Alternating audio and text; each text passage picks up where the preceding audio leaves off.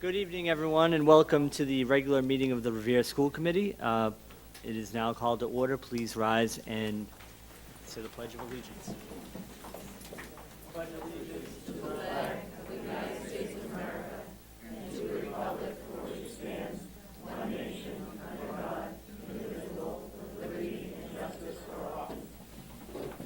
Roll call of the members.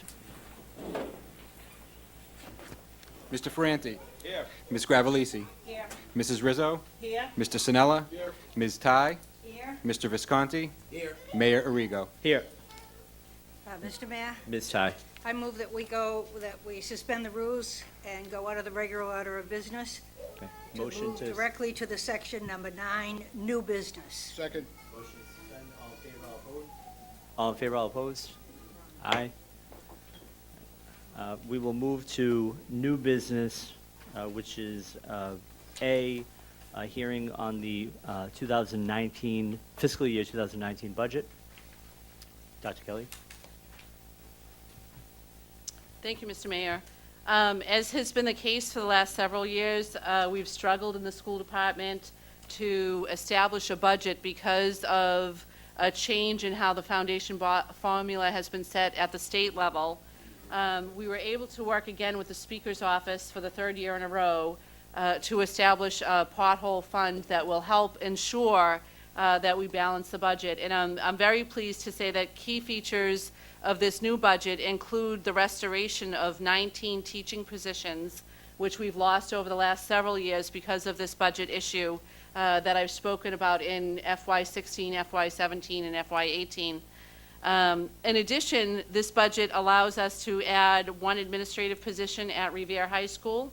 That would be a fifth assistant principal. And the idea that the school is looking at is structuring one assistant principal to be anchored with ninth grade and help with the transition year, and the other assistant principal would rotate with the other three assistant principals, staying with the class throughout their 4 years of high school. Outside of those additions and staff, the budget overall is pretty stable. We didn't have any large increases in supplies or materials. We've actually been able to rework some contracts with some of our partners to reduce those values. There are no other increases in personnel, and there are, other than routine increases to the typical utilities that we would expect, those are the main features of this new budget. Thank you, Dr. Kelly. Mr. Ferranti. Okay. Thank you, Mr. Chairman. We've had several meetings in this budget, and it was very cumbersome for the simple reason is that we never got an actual what the federal and state is going to give us for money. And to try to set up a budget that's excess of $80 million with a major uncertainty is very difficult to do a budget. I've been doing this for like 13 years, and we've never had this issue of really anticipated revenue that hoping that's going to happen in the first part of July. There was a lot of work put in. I'm going to throw out thank yous to a lot of people. If I miss somebody, it's not done intentionally, but I'm just trying to get everything done. The first one that deserves the biggest credit is our CFO, Matt Cruz, in his office, Mayor Arrigo in his audit, Richard Fiscay, obviously the superintendent of the schools, Dr. Diane Kelly, the two assistants, Josh Vidala and Danielle McCoba. My committee, which would be myself as the chairman, Carol Ty and Jerry Visconti, plus other members of the committee be Susan Gravellisi, Stacy Rizzo, and Fred Sinella. What I'm going to do is I'm going to read off the section and the amount of money, and then we're going to vote on it. If people do not vote in certain sections, like myself, is because we have a family member there and we're precluded from voting on that section of the budget. It's not we don't want to, it's not we can't, we just can't do it by state law. So I think at this time, Mr. Mayor, what I'd like to do is read each series off, and then, have a roll call, and, move the vote along. If you're supposed to get proponents and opponents. So we'll open it up to The public. proponents and Then opponents. opponents, then we'll do it that way. And we'll take the votes on each section of the budget, each series. Okay, so with the public hearing being open on the fiscal 19 budget, school budget. Any proponents are more than welcome to come up in front of the school committee. Seeing none, I'll close that side of the hearing. Any opponents? Seeing none, close that side of the hearing. And Ms. Franti. Okay, so at this time, we're going to start voting on the series. The first series is 1,000 series, it's the administration.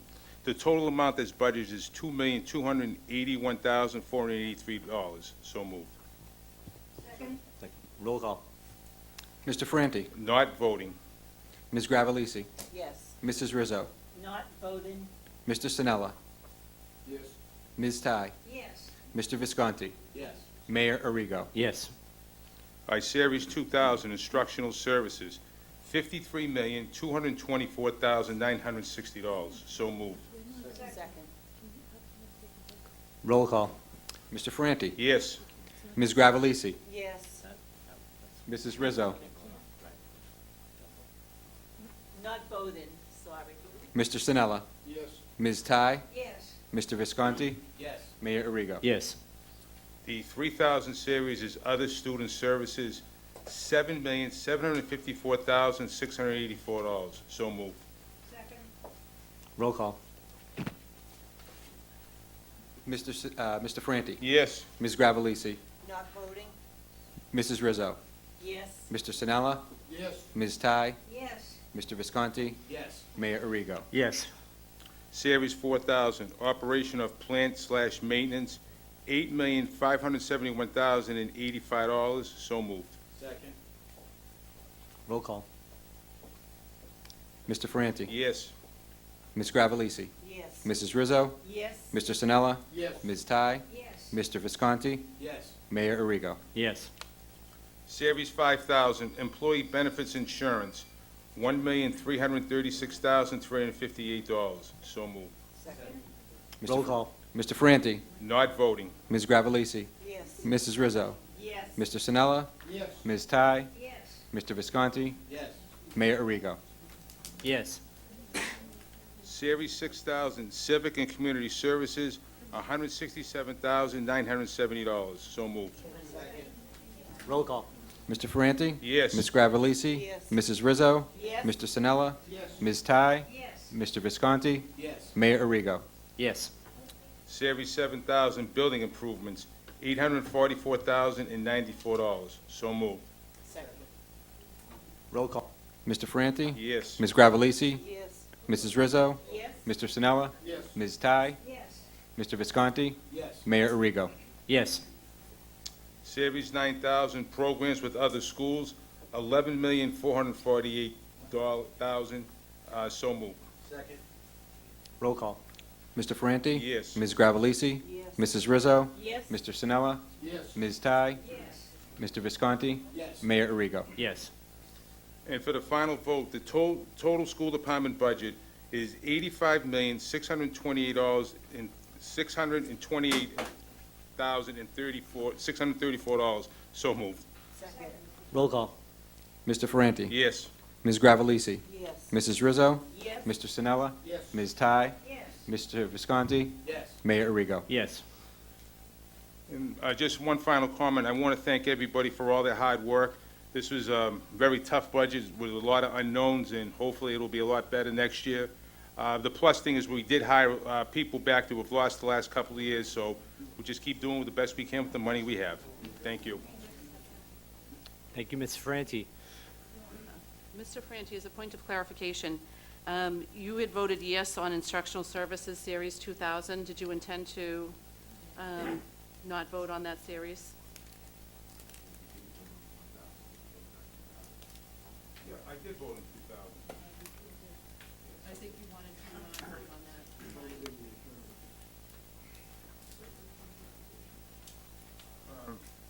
I'm sorry at that point. Just, Dr. Kelly, just give me a little clarification why I made a mistake. So I think that you intended to not vote on the 2000 series and to have a no vote on that line, which includes all instructional services, teachers, and other salaries. You voted yes on that, Okay. and I didn't know if you wanted to change your vote to not voting. If I'm able to, I'd like to change my vote in the 2000 series to not voting on Series 2000. For the record, we will make sure that the record reflects that you did not vote on the 2000 series. Thank you. Ms. Ty. The next item under the new business is the 2018-2019 school year calendar. Maybe the superintendent would like to address that. Dr. Kelly. Sure. So this year, we do have some significant changes to the school year calendar. It's going to look a little bit different in the 18-19 school year than it has for the last several. One of the things that folks will notice is that school will be in session on all religious holidays, whereas in the past, those have been days that we've taken off. We've listened to parents and other constituents who found that to be disruptive, particularly when they have contracted childcare services. And so as a result, assuming no snow days, which would be probably an illogical assumption to make, the last day of school in 2018-19 would be Monday, June 17th. It's more likely than not that we would have at least a couple of snow days that would extend the year a little bit further. But overall, we anticipate an earlier release than we've experienced in the last couple of years. In terms of the start of the school year, we will be returning on August 27th, Monday, August 27th, for staff only. Teachers will have their traditional day and a half of professional development, and the kids will return on Wednesday, August 29th. That will be an exceptionally short week that parents should plan for because we still have no school on that Friday, which precedes the Labor Day holiday, and that past practice will remain. So basically, on the first week of school, kids will be in on Wednesday, the 29th, and Thursday, the 30th of August. And then that's it. We have the long weekend, and then we come back to a 4-day week, and followed by 2 5-day weeks. So it's a little bit more of a traditional schedule that I think we were used to years ago. Any other members?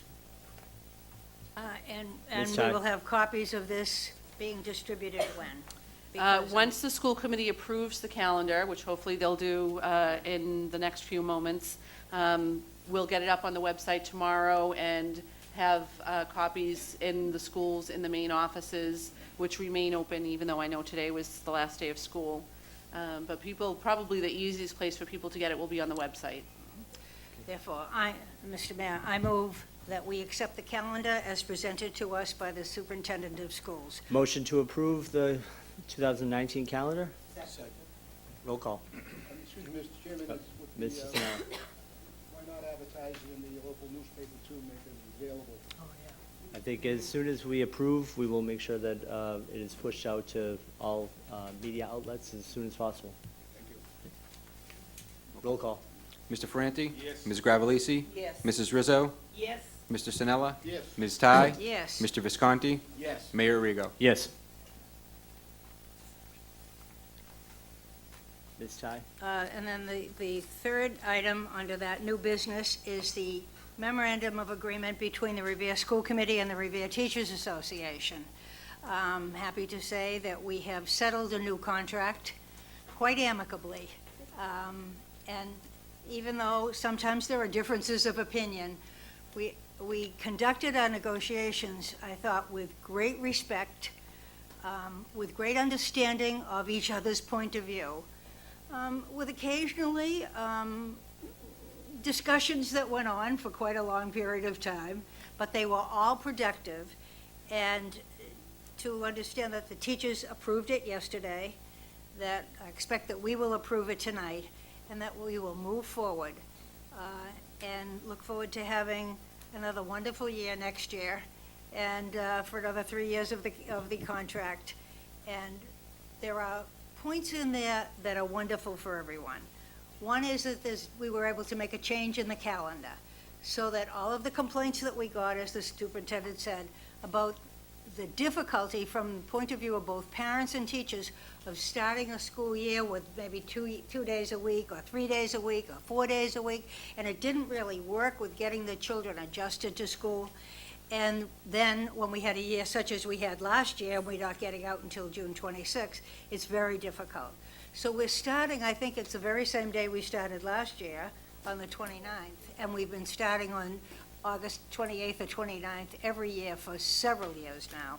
That hasn't changed very much, but the end of the year will. And as a former teacher, I'd say it's a lot easier to teach on a hot day in August. It's just about impossible to teach on a hot day in June. So I think we're all pleased with that we were able to settle for that. And for that, teachers were able to get a practice that will make their lives easier, too, that they will be able to plan their lives. As the superintendent likes to say, teachers have other lives besides teaching. And they will be able to buy personal days with good attendance, and I think that is something that will work for them, for their own families, so that they can participate in their own children's activities or in their own family's activities with the days extra that they will be able to save.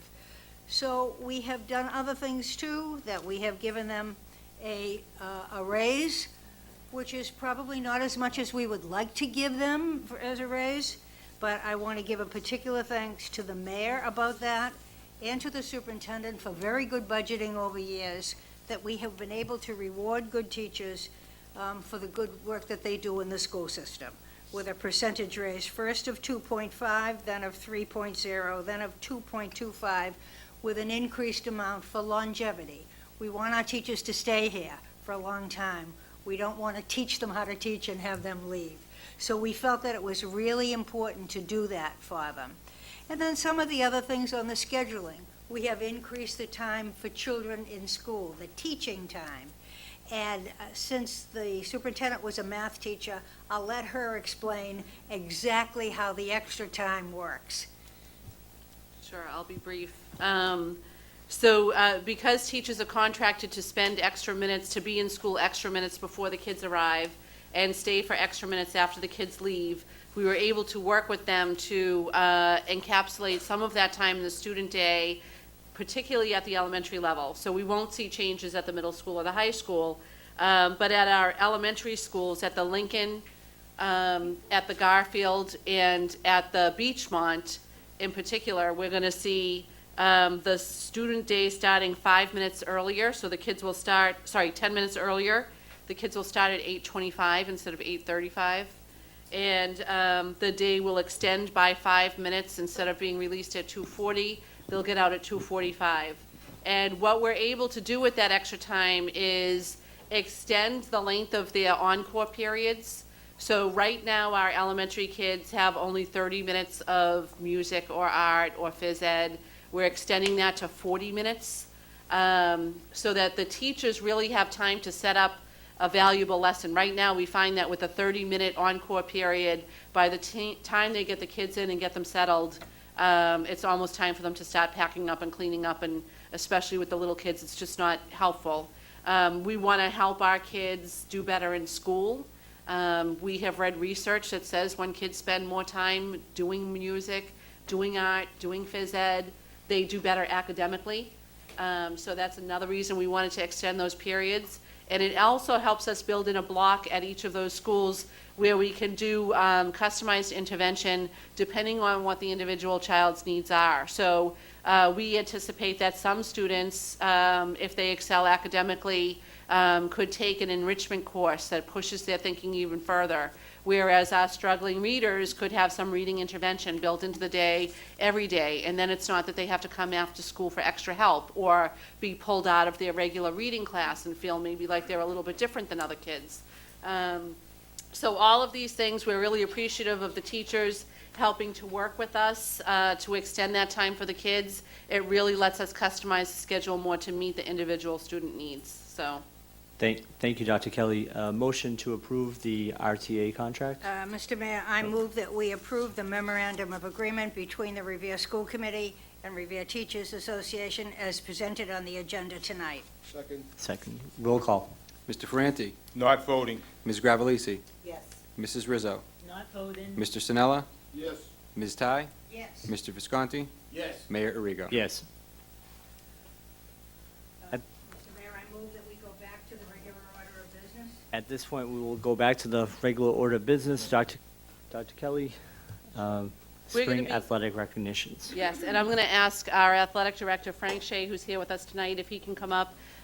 He is going to lead the presentation of awards to our awesome student athletes who have excelled in a lot of different ways across the city, across the greater Boston region, or across the state.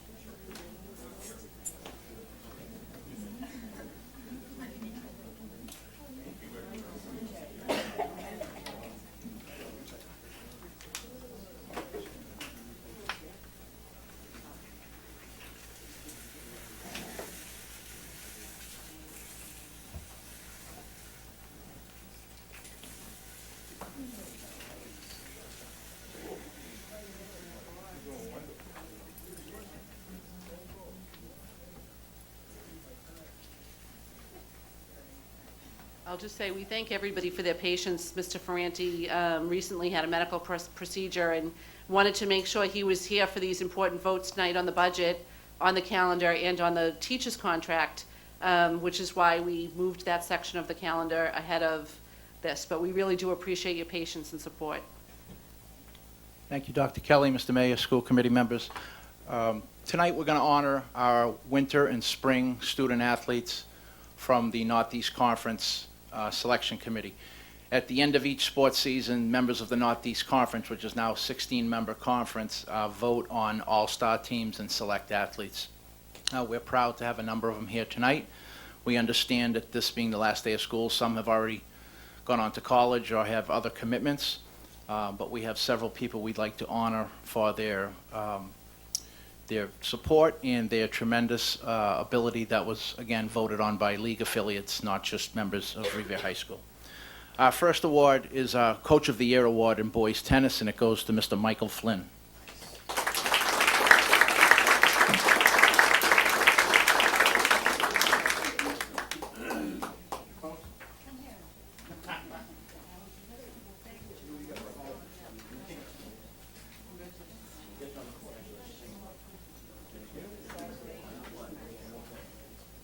Our next award is in the sport of outdoor track.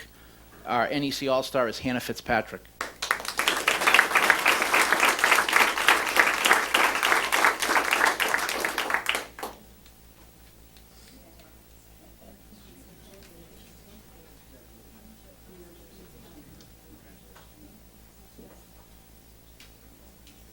In boys outdoor track, our NEC All-Star is Sebastian Rendon.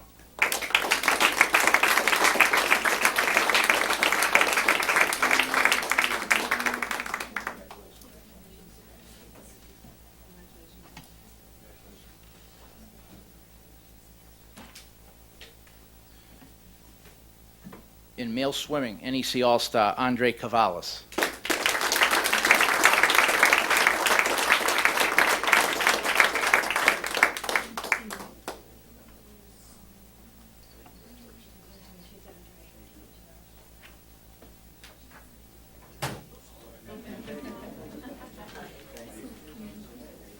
In female swimming, our NEC All-Star is Layla Sessick.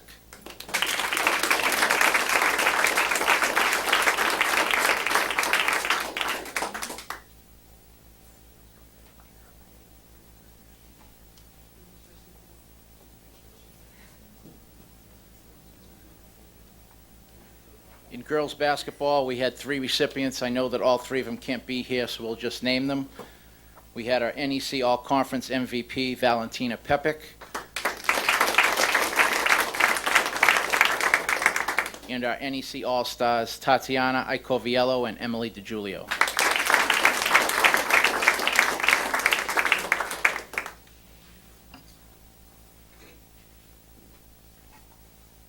In indoor track, our NEC All-Star is again Hannah Fitzpatrick.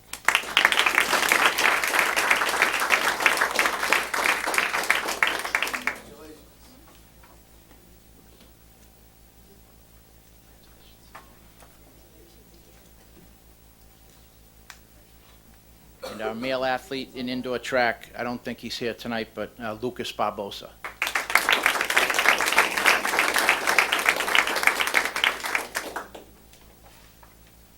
We We have two members on the NEC All-Star team in ice hockey. I don't see either one of them here. Matthew Cravata or Cam Mazza.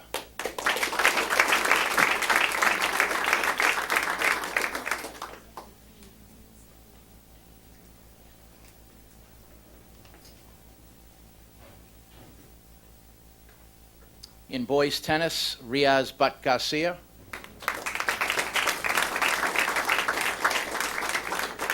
In girls tennis, Christina Restrepo.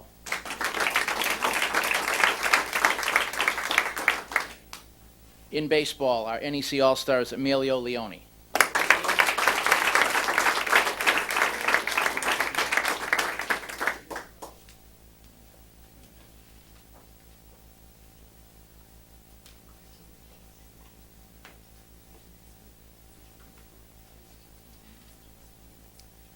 In softball, our NEC All-Conference selection is Victoria Correa.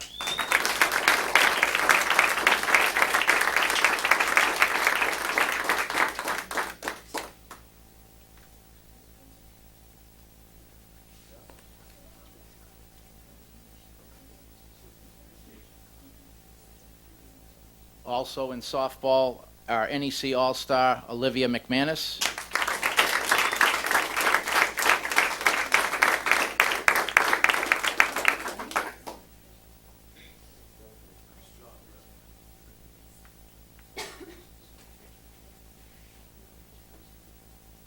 And also in softball, Eve Leskovitz.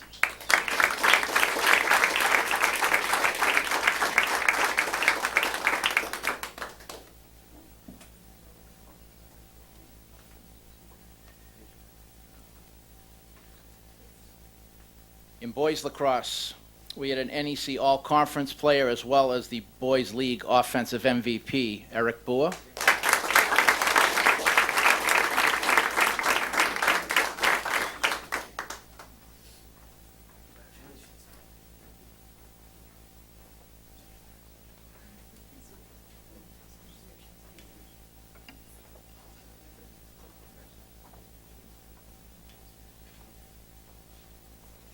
Also in lacrosse, NEC All-Conference, Matthew Stasio.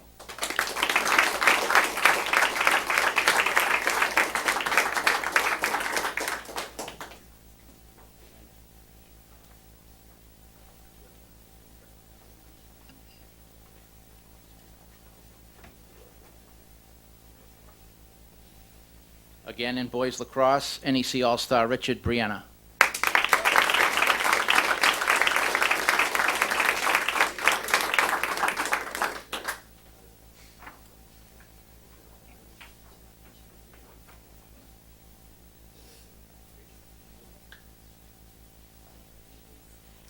We had two more in boys lacrosse. I don't think either boy is here. Cameron Mazza and Julian Geraldo.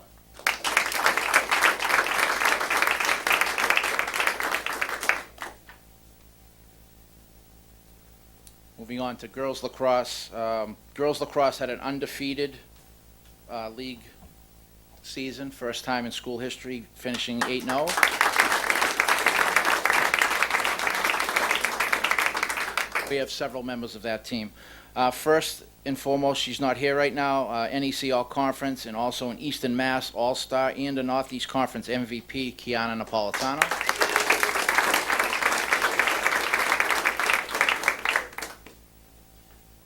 NEC All-Conference and also an Eastern Mass All-Star, Taylor Sudchko.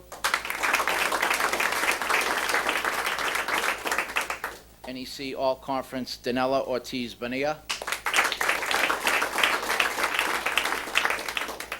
And NEC All-Star, Shatea Travis.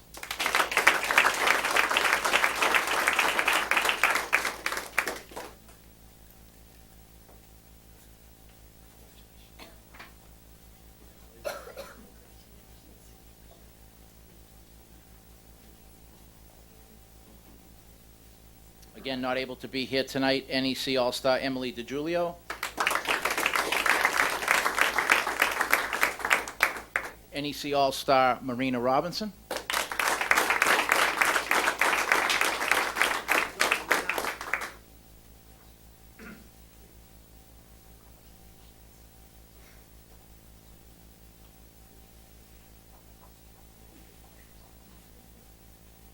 And our last selection, Jenna Wells, NEC All-Star Girl.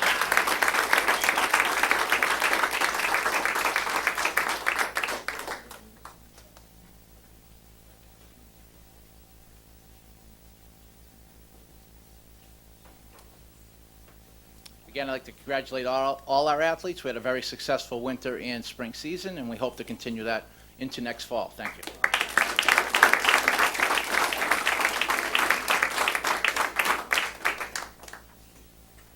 Before we take a brief recess, we have one other recognition that we'd like to do tonight, and that is for the Revere High School Poet Laureate, and I'm going to ask Dr. Vidala to present that award. Thank you, Dr. Kelly. On behalf of Dr. Christina Porter, our Director of Humanities, I'm pleased to recognize Revere High School junior Rebecca Villatoro, who was crowned the 2018-19 RHS Poet Laureate. And Rebecca will be working from now until next April on advancing the visibility and the love of poetry at Revere High School and within the community. So congratulations to Rebecca Villatoro.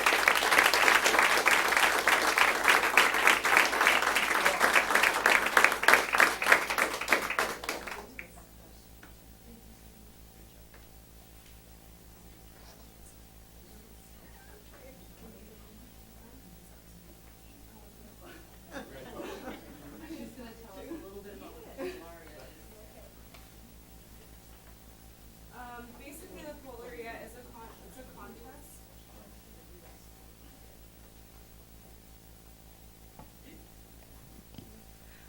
Hi. Basically, the Poet Laureate, it's a contest in which you write 3 to 5 poems, and people around the school, freshmen, sophomores, and juniors write them, and then there's like judges, and you don't know who the judges are, and then we gather during advisory, and everybody performs like one of their poems, and then the judges reveal who won the poem, and I won.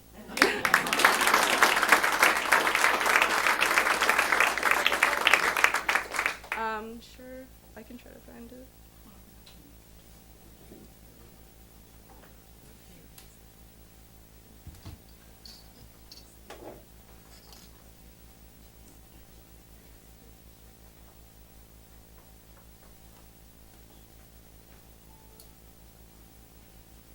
My phone might die, so I might not be able to read it. It's at 8%.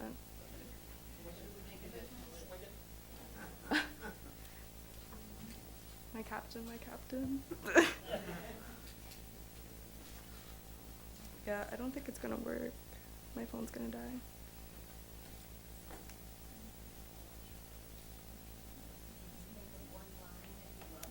Oh wait, I have it on my notes. Wait, actually. Let's see. Okay.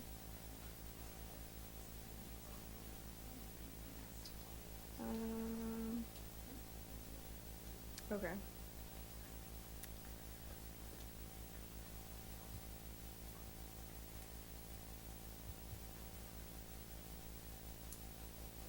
I'll read one line.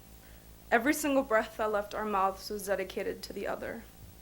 I like that line. My phone's at 3%, sorry. But yeah.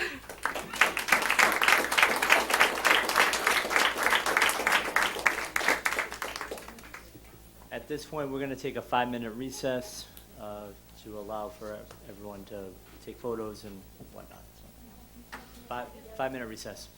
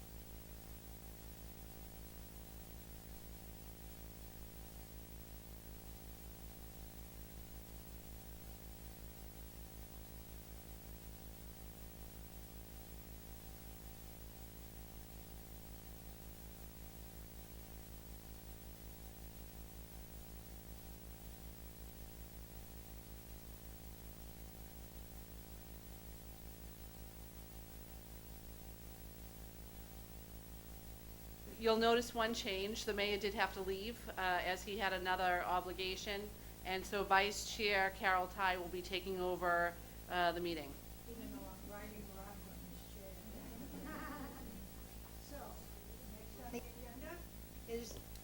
Next on the agenda is the superintendent's report.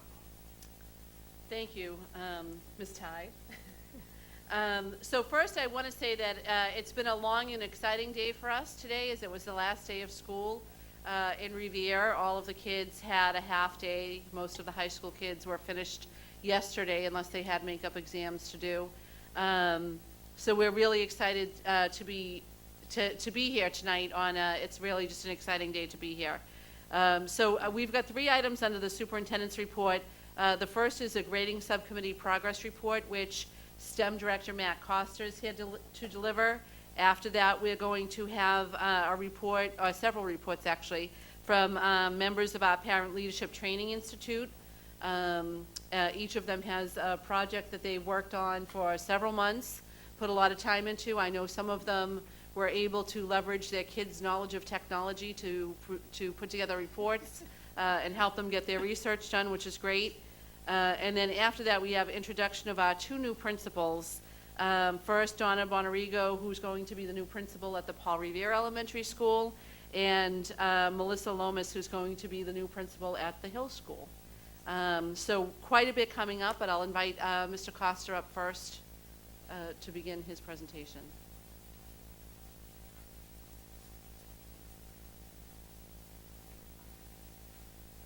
And the projector's not attached.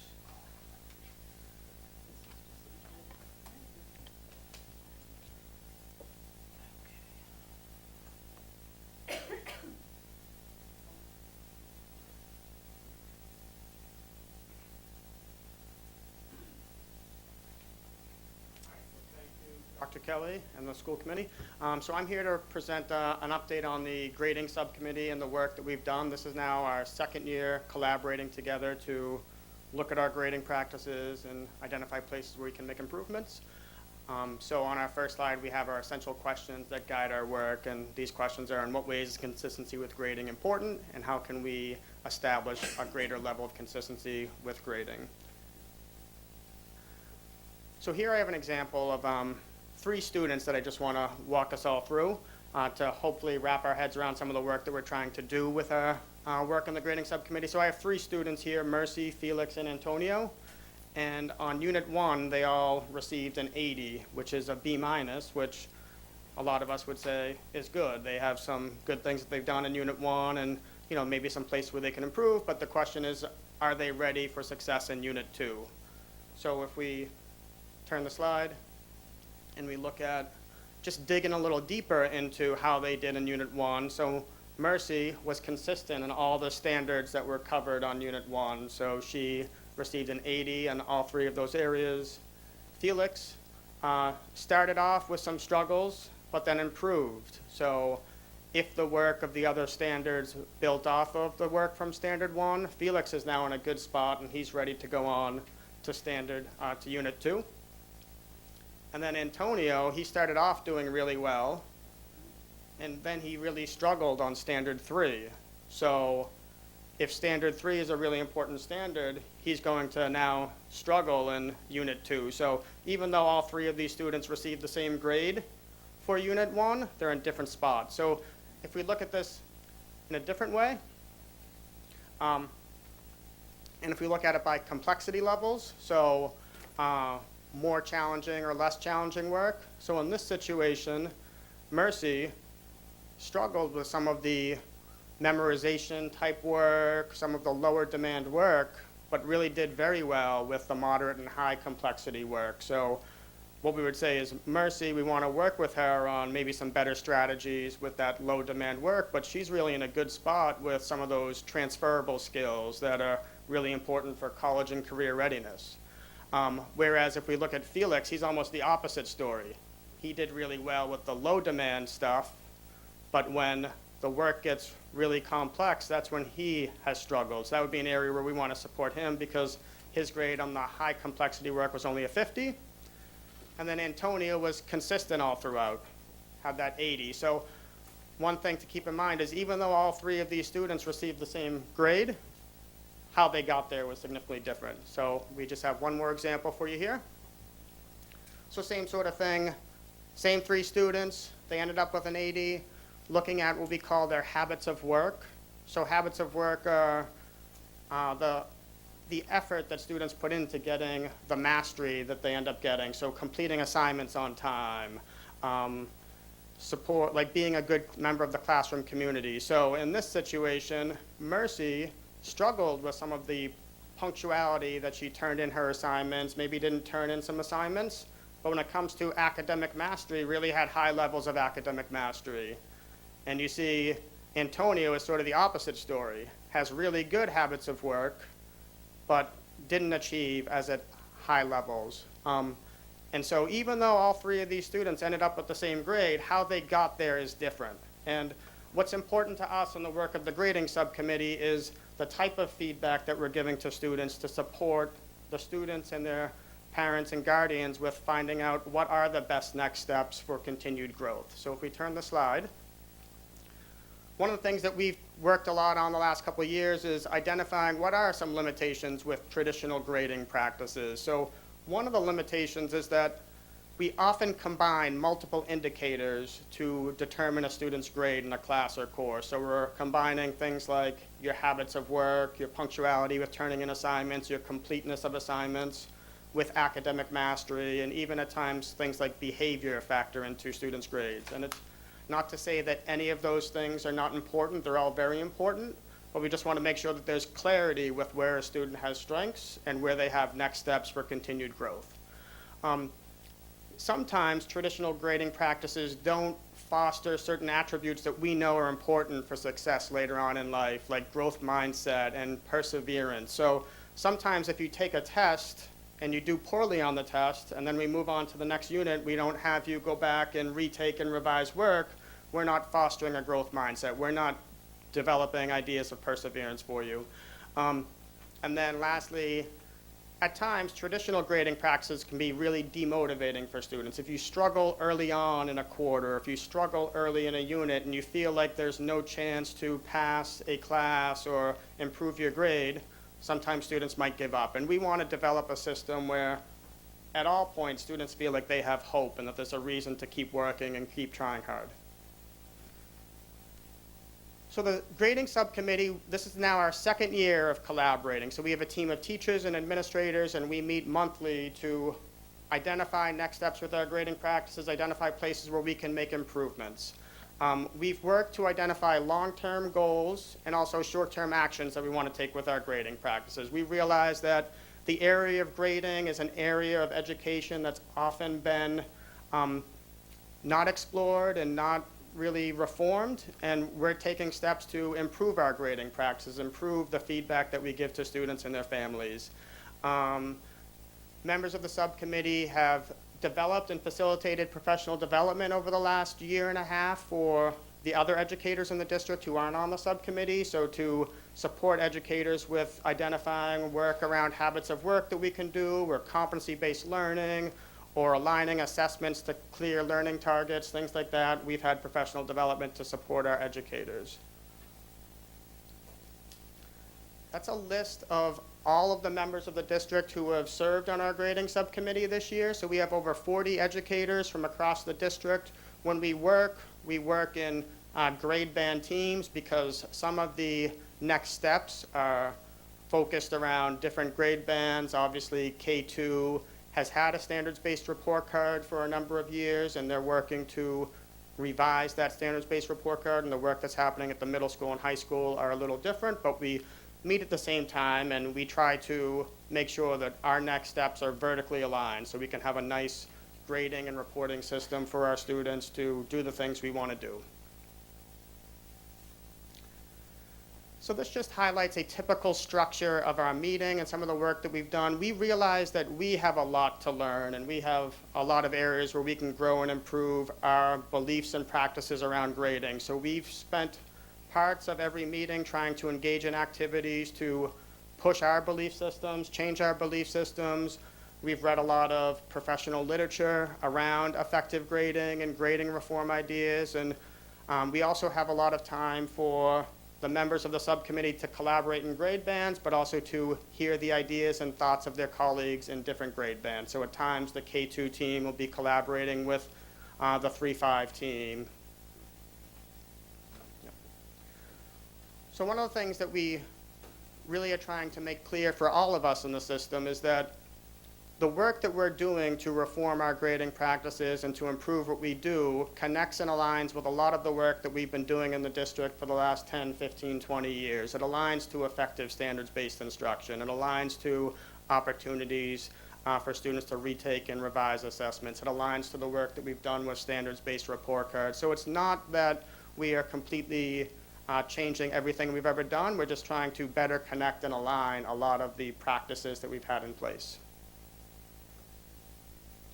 So areas of focus, the K2 team has had a standards-based report card for about the last 15 years, and they have been working to update and revise their report card. In the last few years, we've had new standards that we want to make sure are clearly articulated on our standards-based report card.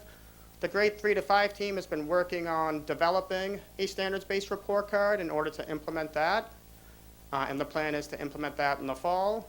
The middle school team is looking at how to pilot and implement a habits of work piece of feedback. So trying to separate out that academic mastery that a student has achieved with their work habits, with their effective effort, with their punctuality, with turning in assignments. So next year, we're going to have all 6th grade teachers use the habits of work rubric with their students and give them that feedback.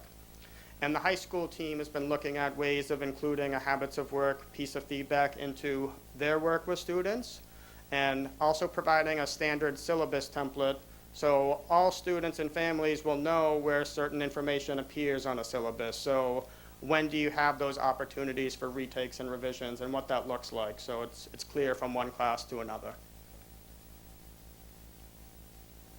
So this is just an example of a piece of what a standards-based report card would look like. So this is a piece of the math ideas from a grade 3 standards-based report card. So the subcommittee has talked about reporting out on a 4-point scale. So over the course of a year, a student and their caretakers can see the growth that a child has made in a certain area.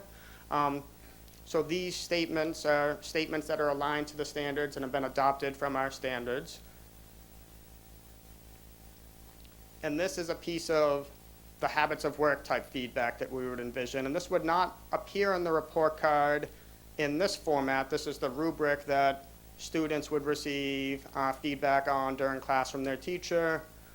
Students at times would also have an opportunity to self-assess themselves and to identify areas for growth and improvement. So we're not saying that habits of work is more or less important than academic mastery. We're saying that both are equally important, and we want to make sure that students receive good feedback in both of these areas.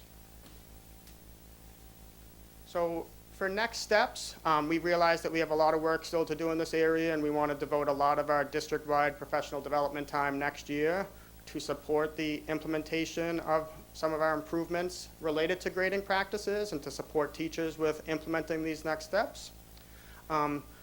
We plan to have some informational sessions for caretakers in the fall to share out our plans and to also receive feedback from our stakeholders. And we plan to have the grading subcommittee continue to collaborate in order to support our change efforts and identify areas that still need to be improved and refined. So we envision that we still have work to do, and it's going to take us a couple more years, but we're excited to make some of our next steps. And then the last slide is just any questions, thoughts, or comments for me. So Matt, first I want to thank you. The team has really done incredible work, and these are ideas that we've been sharing within the district over the last 2 years. Really, we've been doing this work, the teachers primarily, but also the administrators. And the next step, we wanted to bring this to the school committee meeting tonight because the next step is to share it out with parents. And we did have one PTO meeting earlier this year that focused on these ideas, and we shared information with those folks. But next year, as Matt indicated, there'll be informational sessions at each of the schools so that parents can come in and see examples and see what they think and see what works for them and give us feedback on what doesn't work for them so that we can tweak the process and make sure that we're achieving our primary goal, which is helping kids and parents better understand this is what my child knows and this is what my child needs to work on. And that way, we, even identifying that for ourselves, can put plans in place for how we can help each individual child in the ways that best meet their needs. As Matt indicated, just looking at a B- on a report card can mean a whole lot of different things.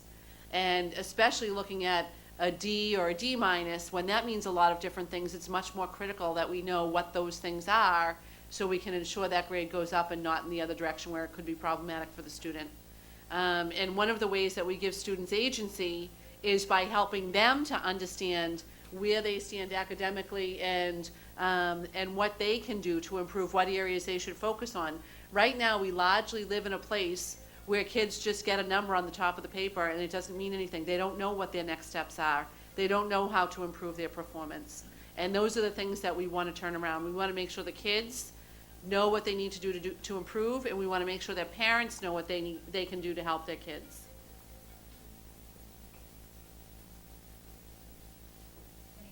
Any questions from any members of the committee? Mrs. Gravellisi? Thank you, Ms. Ty. Thank you, Matt, for all your hard work.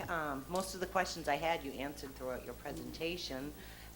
One question I did have, how many of the educators have taken the professional development so far? So this year, all of our educators have engaged in at least some professional development. So the last 2 years, we've had a session during our whole district PD day around our next steps with grading practices. And this year, all of our director meetings lived under the umbrella focus of grading and assessment practices. Teachers had a choice of what specific focus related to grading and assessment practices they worked on. So some teachers were working on sessions related to performance-based assessments, other teachers were in sessions related to habits of work, depending on their needs and their preferences. But next year, our proposal is that every educator by grade band will experience the same session specifically targeted to support our next steps. Very good. Thank you. Thank you. Anyone else? I can say that I particularly liked the middle school, the habits of work, because they were specific enough so that you could really deal with a child in the middle school who really needs something that's very concrete about this is the good and this is the other part, and I think that will be very, very helpful for parents and for children to figure out how they can improve their schoolwork. I agree completely. I mean, it's really important that we support students in developing good work habits, and some students, they develop those attributes easily, and some students, they need support and feedback from us and support and feedback from their caretakers to get there. And without really good feedback, it's hard to make those improvements. So we want to make sure that the feedback that we're giving to students is helpful and supportive. Great. All right. Thank you very much. Thank you for presenting. Dr. Kelly? These ladies have been so patient. I know. We really do appreciate it. Before we do go into the next section, I should mention that one of the items under the superintendent's report was a presentation on Seacoast Scholarship Awards. But due to a scheduling issue, the school committee was able to hear from them earlier in the day, and they're not going to be presenting at tonight's meeting. But just to give a brief summary of that, we did have one of our teachers, Mark Johnson, sorry, I'm doing multiple things. Mark Johnson has been working with some friends of his who have been very generous and have donated funding for our Seacoast High School graduates. It totaled over $4,000 this year, which was really impressive. So Mark came in and was able to tell the school committee just a little bit about those scholarships.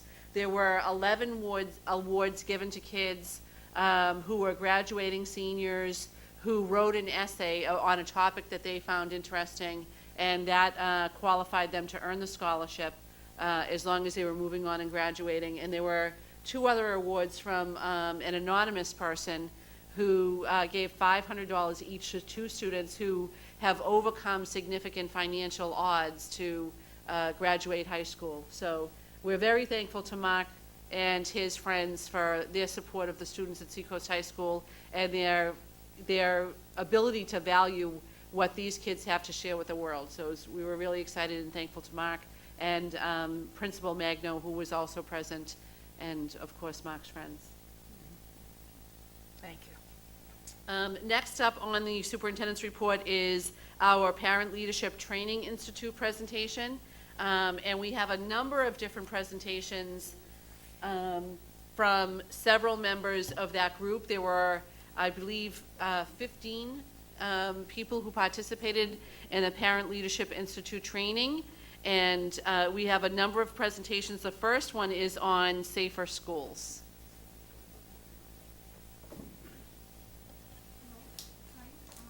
Could you state your name and address for the record, please? Yeah. We just have to press the button up there when the red light goes on. My name is Evelina Adolphus, and my address is 197 Ridge Road, Revere, Massachusetts. And Mrs. Adolphus's son was the valedictorian of the Revere High School class of 2018. That is correct. Congratulations Thank to you. both of you. I have a few handouts, if I could maybe give it Wonderful. out first. Yes. Really quick. Maybe, that's a good idea. Maybe put that on a chair.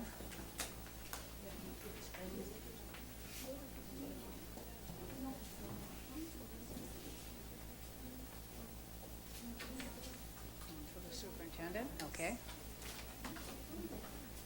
Thank you.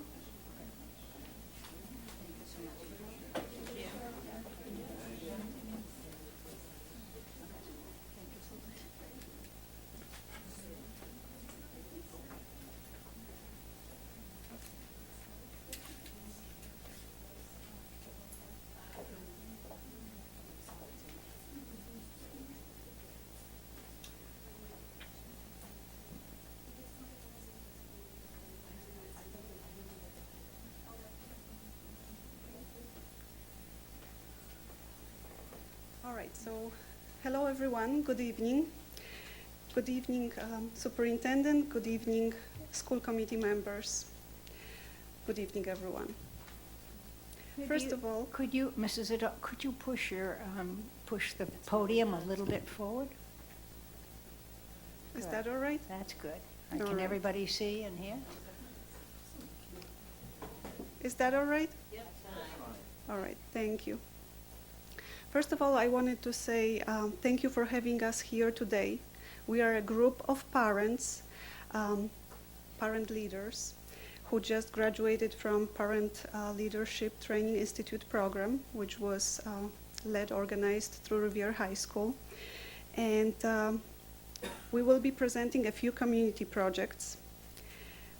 And let me start with my own, Safer Schools.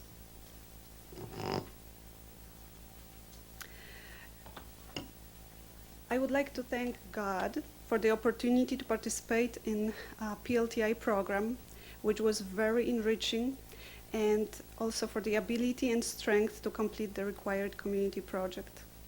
Thank you to my very understanding and supportive family, to my husband Heidi and my sons Patrick, Michael, and Nicholas. Thank you for all the late nights and for making it work. I would like to send my warm regards and words of gratitude to Yorlin Isasis, the Family and Community Coordinator, to Gloria Namugaya, Karen Mejia, Guadalupe Panameno, and Marie-Claire Knight, our dear facilitators, for their teaching, guidance, and continuous support. Thank you to all my classmates. Thank you for your enthusiasm, diligence, and big hearts for the community needs. A huge thank you goes also to our Massachusetts Senator Joseph Boncori and to Mr. Mayor Brian Arrigo, who with very busy schedules, they both made time to meet with the PLTI class and discuss our issues, our projects, encourage us, give us feedback and tips on how to effectively proceed. I'm also extremely grateful to the two Revere School principals, Dr. Lorenzo Garcia, principal of Revere High, and Mr. Edward Mosha, principal of the Hill Elementary School, as well as to the mental health expert, Jeffrey Ziesel, who all agreed to be interviewed, shared priceless ideas and suggestions. The last but not the least, thank you to all the people who completed the Safer School survey and shared their comments. First of all, which I already mentioned, we represent PLTI Group, which is Parent Leadership Training Institute. It's a new program. This is just the second year that the program was rolled out here in Revere. I really appreciate, this opportunity, and it was a great experience to meet an amazing and determined group of people. I was really taken away by each and every parent who became parent leader. I think I see great potential, and I hope that we can continue our work to benefit Revere and our community. A brief description of my project. In the aftermath of multiple recent school shootings, the Safer Schools Community Project aims to build up education and awareness in schools and local communities about recent events, issues involved in causing those tragic events, as well as ways to come up with ideas on how to predict and prevent those events in the future. I understand that the school committee had a meeting in February. I did watch the recording, and I was pleasantly surprised how many things were actually discussed and how active Revere is, Revere schools, including the police officers being present in Revere High and other things that were actually considered or implemented already, different types of trainings, and it's really encouraging. So first of all, from the point of view being a parent, seeing those tragic events, being nervous or really scared about our children, that meeting put me at ease. I mean, thank you so much from the bottom of my heart. Thank you for the work that you're doing and the efforts you're putting into it. Just going forward, I think there's always some room for improvement, so if we could concentrate on some areas, that would be great, but let me go into summarizing later on. I know we should be brief on trying to, be as brief as possible. Therefore, I would like to show you a few slides, the results of the survey that I was able to conduct. Since in 2018, there has been on average one school shooting every week, which is really, horrifying. Let's move forward to the first slide, which was opened over there on the screen. Thank you so much. It shows basically the next one, the one with participants of the survey. We can see that approximately, a quarter of my participants were students, quarter parents, quarter teachers. Students were actually 1/3 of all the participants. I had a total of 101 people who participated in this survey. Parents were almost 30%, teachers 21, and then we have 17 others, which were aunts, visitors, administrators. They chose to describe themselves as others.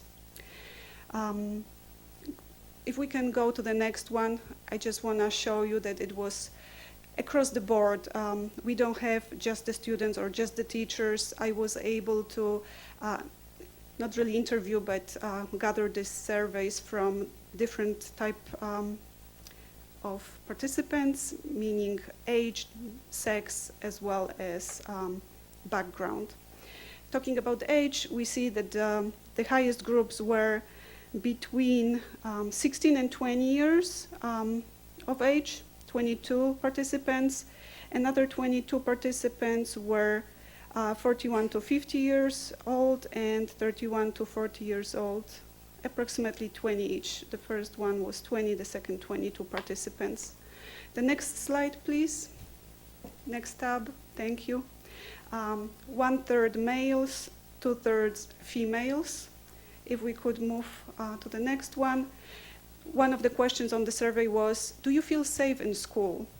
And this is another amazing fact that we can see. 90% of my participants felt safe in school, safe or somewhat safe. You can really, feel proud about Revere Public Schools and how the business is conducted because you make people feel safe, which is extraordinary. Nevertheless, if we move to the next tab, there are still people who feel anxious. 80%, approximately 80%, 78 to be exact, do not feel anxious, but there is still 22% that they do, which means 1 out of 5 is kind of anxious or stressed out. I think this is something that we still have room for improvement. Let's move forward, please. The next one is, how did school shootings make you feel? And once again, we see that 71% felt vulnerable and afraid. I mean, we don't want to see that. We don't want our children to feel, afraid, or the teachers feel uncomfortable or insecure in their workplace. That's, I believe it's not fair. So let's work on that. The next slide, please. I asked the question, what is the main cause of school shootings? And participants were allowed to answer multiple, they could have chosen multiple answers. 58 and 57 people answered relaxed gun laws are the reason for school shootings, as well as mental illness or lack of resources to treat early stages of this mental illness. And as probably everybody realizes, these are the biggest two topics that are being discussed on TV, on the news. This is what people pay attention the most. But we also had answers, 1/3 of participants agreed that it was the cause could have been deteriorating of the family structure and functions. 17 said lack of funding for youth programs, and 7 described as other causes, bullying or depression. Let's please choose another tab, the following one. At what level this issue should be addressed? And I gotta be honest with you, this Evelina, surprised me. Sorry. Yep. This is awesome. It's unbelievable information. If This you is could the maybe last- pick one more, okay, This all is right. the last We're just- slide. All right, just Okay. want to make sure that we have time for your findings. Yeah. That you can give us Of the course. advice on what we need If to I work could get on. 1 more minute, please. Thank you. All right, so at what level this issue should be addressed? Family level, school level, community level, local government level, state government level, or federal government level? It's amazing that people chose all of them equally with the exception of federal government. So it just makes us, it makes you think why or what is the reason behind it. We cannot help with this one, but we can help with other things. We can help with school interaction or community involvement. I also gathered helpful suggestions and comments. Among some of them are educate people on how to deal with the active shooter, more conversations, more active trainings in schools, community-based programs, family education, in-school therapy sessions, more trainings again, support groups, perhaps metal detectors. We can discuss this at some other time. I have more findings. I also have results of my interviews, very interesting as well. What I would like really to concentrate on and summarize this presentation right now is we need and we should concentrate on building up the awareness, the communication, and the engagement. So if we can concentrate on those 3 areas, I think that schools, parents, and the community, we can actually make it work, and everybody would benefit from it, especially our children. Thank you very much.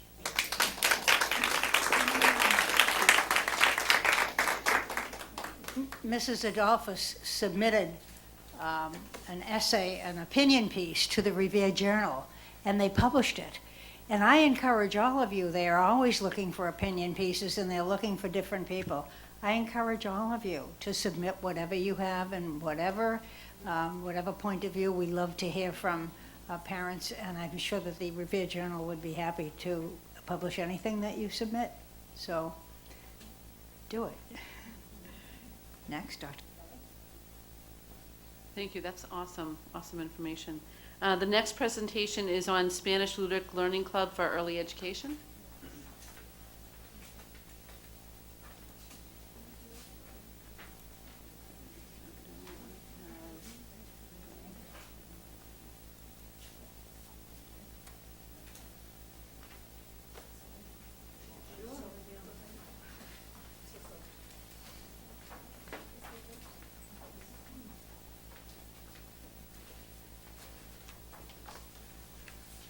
Good evening, everyone. Good evening. I'm going to talk something different to Evelyn. This is a simple presentation because it's regarding to the dreams of the parents of the little child. And my project is a Spanish Learning Early Education Club. It's create clubs in the elementary school and early education, but the dream of the parents is that our children be bilingual. And I would like to have the opportunity to give these skills to the new generations in our schools.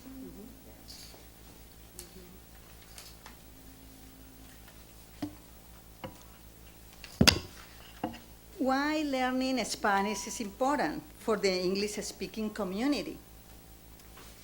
One of the things is because children will learn the Spanish language and also going to get Latino culture. And they're going to get more information and they have more opportunities to learn other languages, also Spanish. Other point is learning a new language allow them to meet new people. Why? Because they're going to get to meet with other cultures, very confident with other ones, and especially the population in Spanish is big and is growing a lot in this moment in this country. And I think it's good opportunity for the other one that they don't speak Spanish have the opportunity to get the other language. The more important for me is this one because it expands future job opportunities. Now they will have better opportunities in Europe, in other countries.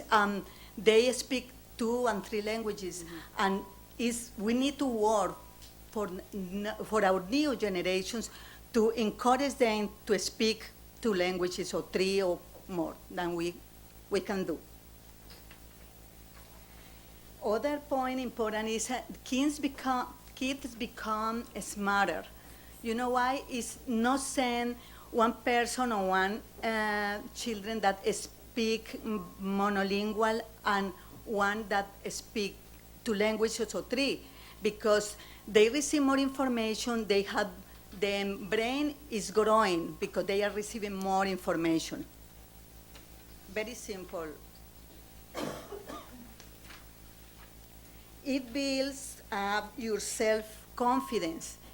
I know in my experience when they learn and they have the opportunity to speak other languages, they feel more confidence with the rest of the people because they can to explain to other ones.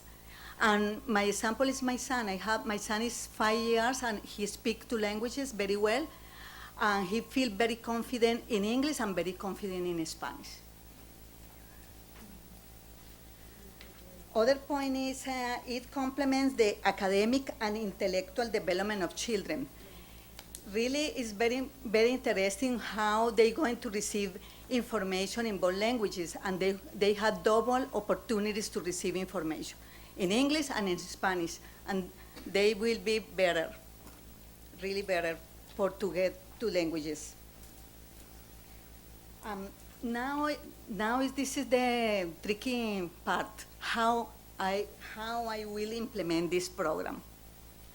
Okay, we'll begin with a Spanish learning pilot program in one Revere public school. Ideally, a school classroom will be used for a program. I will need maybe one classroom to implement the pilot program in one school.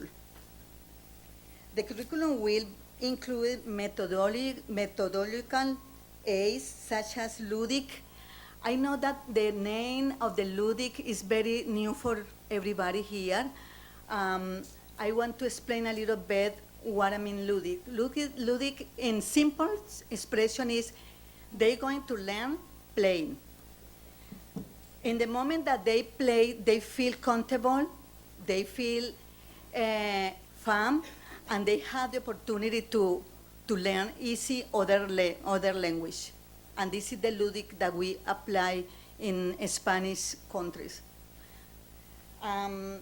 Also, we have techniques like Maria Montessori, that you know Maria Montessori, and also immersion. That immersion is very interesting to apply because it's good fun to get new languages.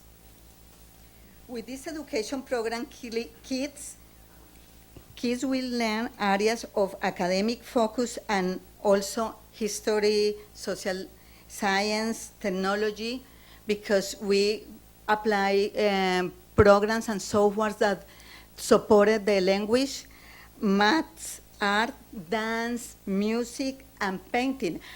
Dance because they had the opportunity with the arts, with dance, with music to learn other language in different in that they enjoy a lot the dance, they enjoy the music.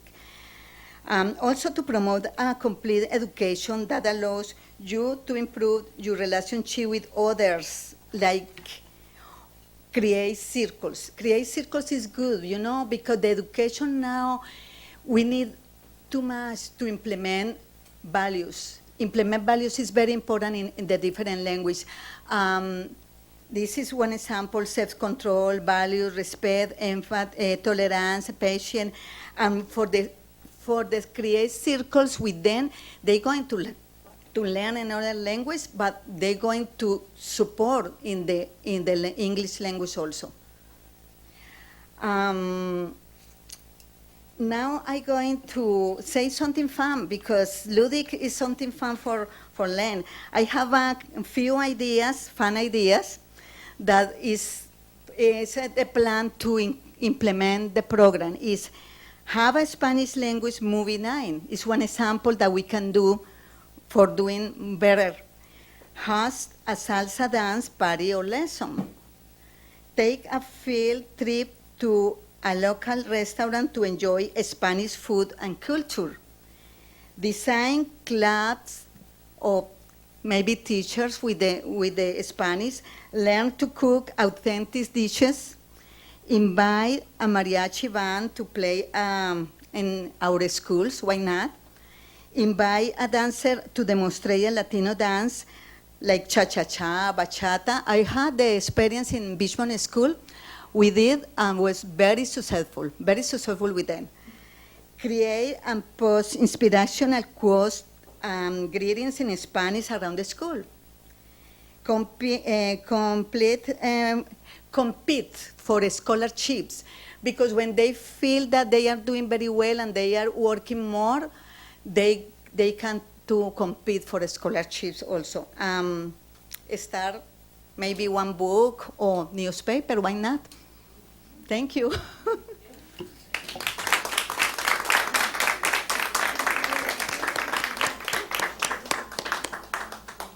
Maybe I would invite you, Mrs. Sanchez, to the Beachmont Improvement Committee Multicultural Festival on September 8th at the Square in Beachmont. And if you'd like, I'll give you the connection.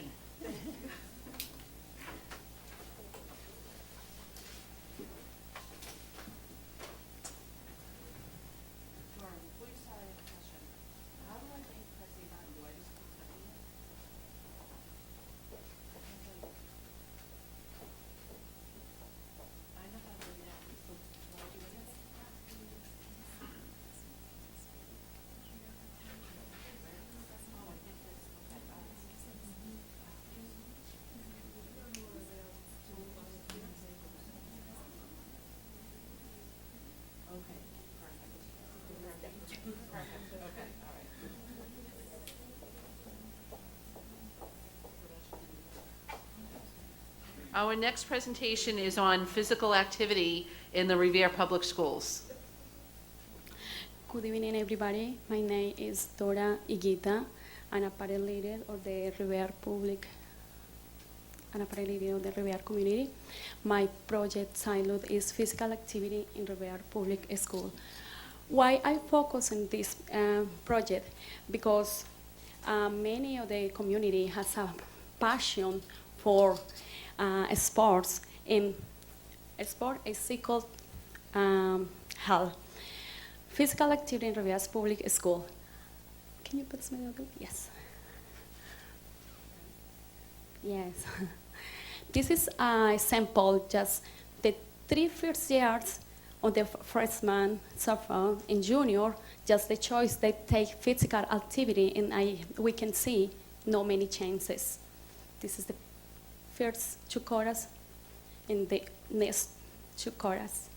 No any chance to have a physical activity at all. Now, what health rates and physical activity inactivity? We can see high blood pressure, diabetes type 2, development coronary, and anxiety and depression. Inactivity may increase risk sometimes cancer, overweight, reduce the risk for falls, and it's okay. Go ahead. Want me to go back to that one? No, it's fine. You can go in. Okay. Older adults who are physical activity can reduce the risk for falls and improve the ability to daily activity. The result of the students without physical activity. We can see out motivations, tired, and in this case, it's anxiety for food when they don't have a physical activity, out place when they are in the class, out the place and don't really pay attention in their classes, and the last one, overweight. This is the more common when we have it out physical activity. Over here is the physical activity requirement or elected. That is one of my questions. Can you please? I did a survey for parents and students, and over here is the answer. Do you like the physical activity included into the year curriculums? Next, please, Dr. Kelly. That was my answer in my survey. The parents, 98, and 2 parents say no. The next one, please. And this one was for students. The 95% they would like a physical activity in the curriculum, and 5% they say no. With this one, I would like to mention about the stats, sport facilities in the school. We have 11 schools in the districts. And stats, we have 1 teacher in Lincoln, 1 teacher in Garfield, 1 in Richmond, in Seacoast, 1 in Port Revere, 2 in middle school, and 4 in high school. And now, this one are all students districts. Pre-K, 372. Elementary K2, 5, 3,661 students in all the schools. The middle school, 1,735 students. And Revere High School in Seacoast, 2,105 students, equals 7,873 students. And we have 10 gyms and 8 physical teacher for education. Do you think that is enough for our district? Do you think? Don't answer to me. I will Don't tell you, I answer. don't, but you were missing some numbers. We do have 4 phys ed teachers at the Wayland School where they have a particular focus on phys ed. Oh, yes, So- but just mention for who just running the school. Okay, I will know, you told me that. Okay. Just looking this, I would like to mention about the presentation we saw at the beginning, all those students that received honors because they are really athletics. I would like to see many students just receiving that, not only a few, because we have 8,000 students and only 10, 12 receiving. Okay, Dr. Kelly, please get going. Yes. This is a physical activity, how we receive help about that. Blood pressure, good cholesterol, blood flow circulation, weight under control, prevents lots that can lead to osteoporosis. And over here, look, the benefits of the physical activity will be, it's many, but I will mention some. Reduce the heart attack, better weight, good blood pressure and cholesterol, control on the diabetes type 2, and the blood pressure will be better. If our children and young practice sport, they will be happy and healthy elderly community. This one, they have a good attitude, energy, motivations, projection, happiness, and they will feel life and doing something healthy for them if we have a physical activity. Also, I want to mention, we don't have enough gyms in our district. Just as one of the things I would like to ask to the community, and the school community, and to the mayor. Unfortunately, he left. But just try to make something for that, because when the school is have the breaks, we have 4 breaks in the year where our students go. They practice in the school, but when the school is closed, for example, just right now we start a break for 2 months where they go. Christmas, February, and April vacation, where they go. Many of the students only have the opportunity to practice in the school because many parents don't have it. They enough money for support private sport.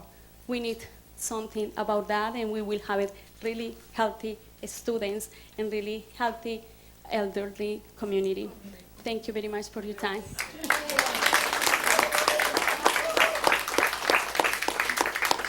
The last thing, we have it almost 8,000 students, and only 600 in high school practice sport. High school, middle school, 150. Elementary, nothing at all. Does this fair for us right now? Okay, we need to do something about that. Thank you. We'll be sure to take that under consideration. Oh, Thank you. Okay. It's a good, an excellent presentation. It's very good, thanks. Okay.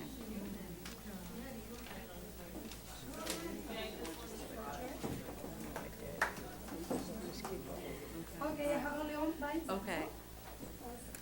So we do have a lot left on our agenda, and we had said 3 minutes for everybody, and we've been very generous. The information has been phenomenal, but we've been running about 10 or 12 minutes each. Yes, I want to be fast, don't worry. Well, I don't want you to be so fast that we miss your message, Yeah. but I think that what would be helpful to us is if you could highlight what your topic was and then maybe give us a little bit of the data, but move to the conclusions and get to the, I think the really important piece for the school committee to hear is what you have found from your research that we need to be doing differently in the schools. Okay. And we do have copies of your research, so we'll be able to look at everything, we'll be able to look at the data. But I think that will help us if we do kind of an overview and maybe a little bit of the data, and then tell us what we need to do.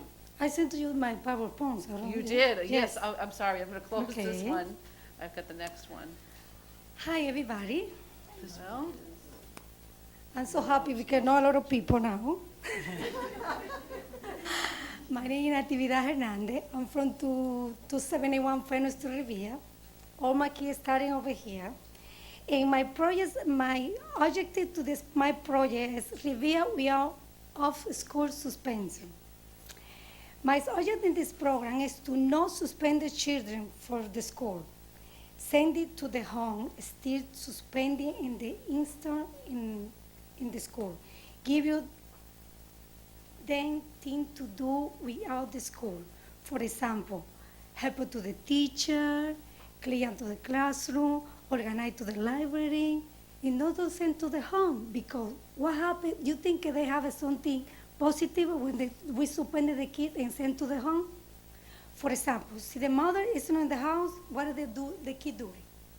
He go to watching TV, he's sleeping, do whatever they want, happy. What are you saying? You send the house for vacation 2 days or 3 days. Okay? And then, if you have something to do for the kid over here, they need more. We have the all parents, we would work together in the teacher in the school with the kid. They put it to community service inside to the school. They change the kids, the students, that change their mind and they do change their behavior problem that sometimes the kids have. Okay? We learn, the kid learn the election is no longer want to be suspended because they will no longer be a day off. If in my projects, because I want to be passed, you see the Revere High School, that's the discipline and suspending one in 2016. My song is included in that suspended. Yeah, that's the reason why I have it. I want to try to bring this project to Revere High School because I want to get that's approved, because sometimes the kid play with the teacher, come to the school for do nothing because he think the school sometimes is game. And no, we have to be strong. it looks Right. like we're doing okay, though, compared Yeah. to the state, we're better, Yeah. right? Yeah. Okay, next level.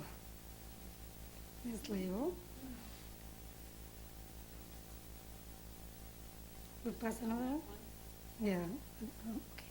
Because I want to be choice. If my project is accepted, I will be very good. If you were off to send to the less student to the book, sometimes the school, when the kids have a behavior problem, they want to send to the secret school. And then what happened? You see, that's probably how to work, create saving for the short budget to the budget to the secret. Because if we create good discipline for the kids, we don't have to send to the secret. Right? To the secret, yes. I will be great to access to the boards. Okay? That's my project. I wish I don't want it to talk too much because it's long. We have a more person who want to talk. At the end of the conclusion, go to down.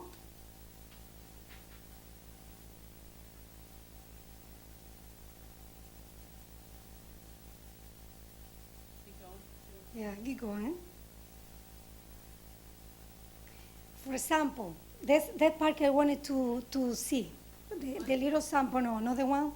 For example, when the kid come too late all the time, my son is included. All the time, he come too late, right? You check it out, the Carlos arriba late all the time to the school. The teacher score him to front to the class, Carlos back to the teacher and give you attention and suspended. What happened? But see, the kid have a consequence inside to the school.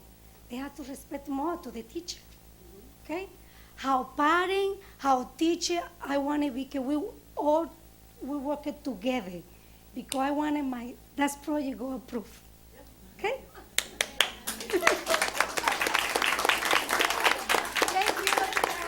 Great job. I have to say that we agree with you, and in fact, this summer, we have 30 teachers who are taking a course in restorative justice, and we've already trained 60 teachers at the high school in that program already. So we're simpatico. Okay. Thank you. No more All vacation very for the- impressive. Okay, sorry. The next presentation is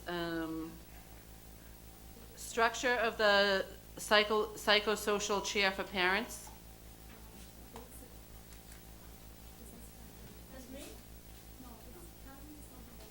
She's not here? Okay. Oh, it is? Oh. Oh, okay, so the next one is Spanish Ludic Learning Club for Adults Education?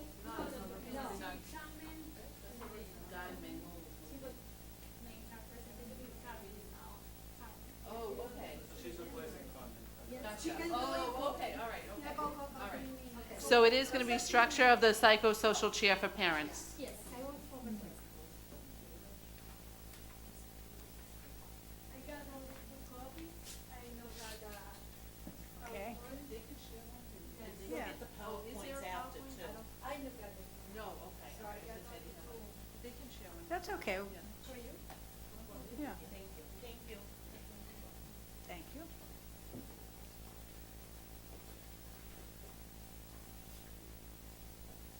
My name is Daisy Lithgow.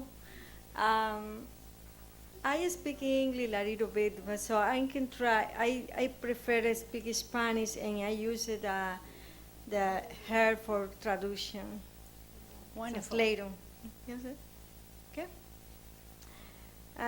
I promise that next time I speak in English. My English now is more. I study more for more strong. You know. Your English is much better than my Spanish. So I commend you for your courage, for your interest in learning, and I'm happy to have a translator with you, whatever you feel comfortable with. Okay, yes, I speak Spanish now. So my project is about the mi proyecto. No. You can do it. We're among friends. It's a friendly Okay, audience. and something I know, remember, she helped me. That's right. Okay. You can do the best friend.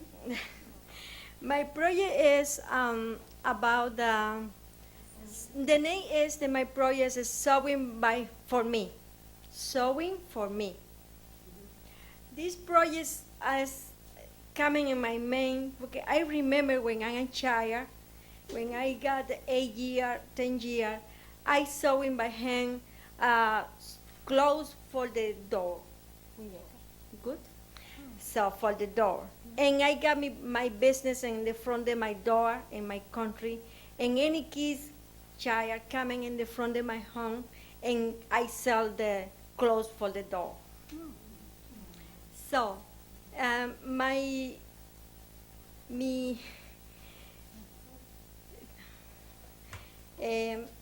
yo tengo la inquietud de llevar este proyecto a cabo para las jóvenes. Y my project is for the middle school and high school. I think so, que es very good project for the after school. It's like talleres, ¿cómo se dice taller? Workshops. For workshop. This project is important, I think so, for the teenager. Maybe I show you I am teacher in my country before. And I don't know why, now I'm a little nervous because over there I am a lot of people for me. Well, you need not be nervous. As the superintendent said, you're among friends. Yes, mi presentación está basada en que los estudiantes, ellos aprendan a coser a mano, cosas simples. Go ahead. My project is based, so I want to teach our youth to learn to sew by hand. Sometimes the student or any people no saben poner un botón o coser algo que se les rompió y tienen que tirar sus prendas. Sometimes the youth doesn't know how to sew a button, doesn't know how to sew a zipper or things like that. So I want them to learn to do that because that will be, sometimes they just throw the clothes away and they can fix it. Yo estuve haciendo una encuesta pequeña entre adultos y estudiantes y veo que hay mucha inquietud y es algo interesante para las muchachas y los muchachos. I have done a survey and I have seen the results, and the results show that the students, the youth is very interested on learning these skills.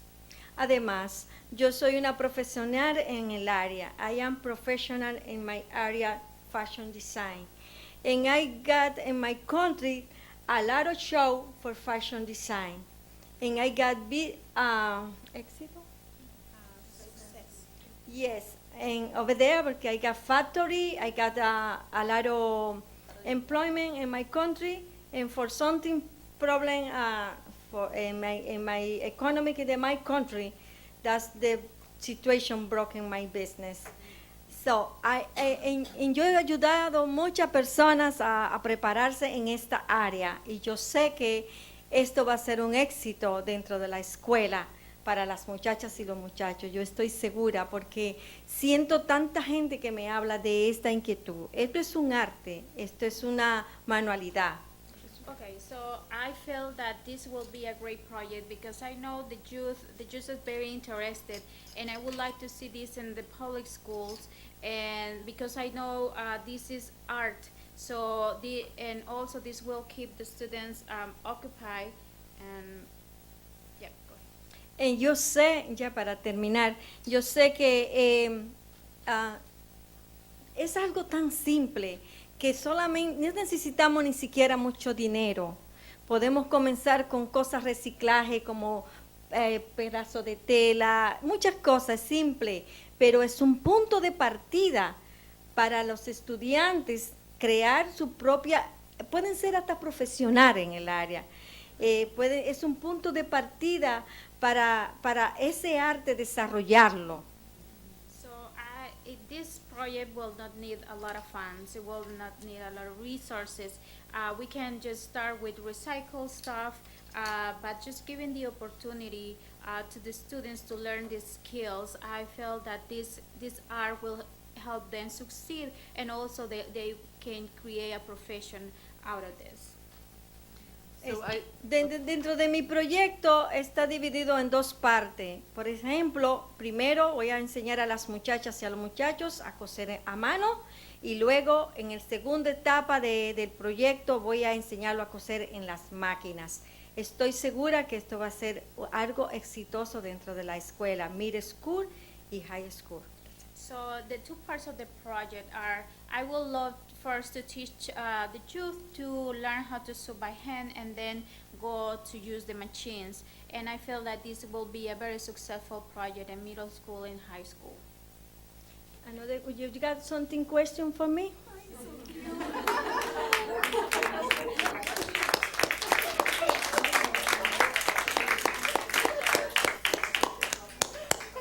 Yo estoy tan feliz. I am very happy, but I am dreaming about that. A student, working with a student. I can tell you that I think even, especially with programs like Project Runway, I don't know if you're familiar with that show on Bravo, but it's a design program where people compete to win. But we have more and more kids who are interested in design and fashion. We actually had one student who graduated last year who got a scholarship to design school in New York to be a fashion designer. So I think kids are definitely interested in it. And I think the idea of having some kind of an after-school club or activity would be great. I think there'd be kids who would want to do something like that. Y es algo, es muy amplio, es muy amplio. Y yo estoy preparada para ropa de hombre y ropa de mujer. I'm ready to make men's clothes and women's clothes. Oh, I thought she meant she was going to teach the men how to sew. Yeah, that's what she wants. I'd like to have my boys learn, Ah. so they don't throw the clothes away either. That's a good idea, right? There's two more. Excellent. So we have two more presentations to go. The second to last one is Spanish Ludic Learning Club for adults education. And do we have a PowerPoint on this one, or no?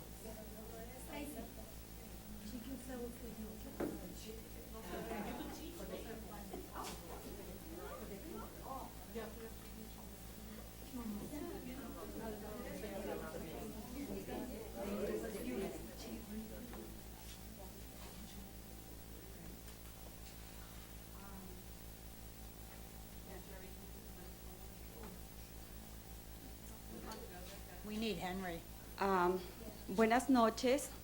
Les voy a pedir disculpas por hacer mi exposición en mi idioma natal, que es el español. Good evening, everyone. I apologize, or I'm sorry to do this in Spanish and my language, Spanish. El propósito es porque concibo mejor la idea cuando lo hago en español.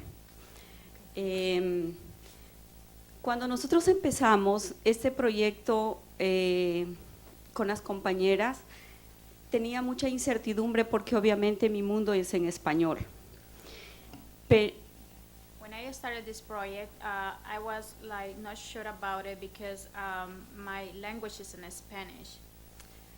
Esta ha sido una oportunidad extraordinaria para vivir la experiencia de lo que es entrar en un mundo donde el lenguaje materno no es el tuyo y donde tienes muchas habilidades que no las puedes expresar en otro idioma. So, and I kind of relate with this because when you enter in an environment that you don't speak the language, I have experienced that. And you know, when you want to communicate with everyone, somebody else is hard. Sorry, I forgot. Just give me a chance. De ahí que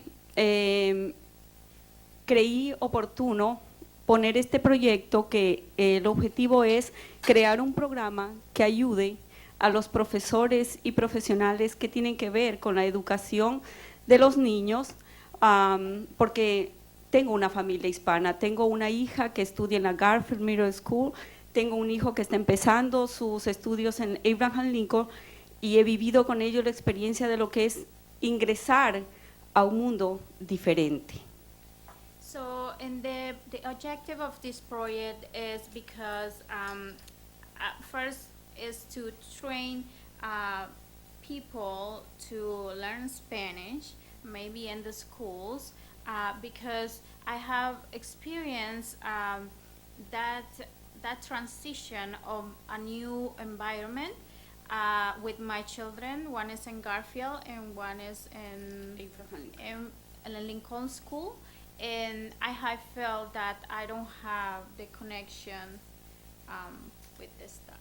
Something like that. El propósito es ofrecer mis conocimientos como profesional de educación y proporcionar a los maestros que estén interesados en aprender frases, palabras básicas de español que les permitan comunicarse de una manera muy asertiva con los niños hispanos, con nuestros niños que ingresan a este mundo de la educación americana, que es donde estamos viviendo.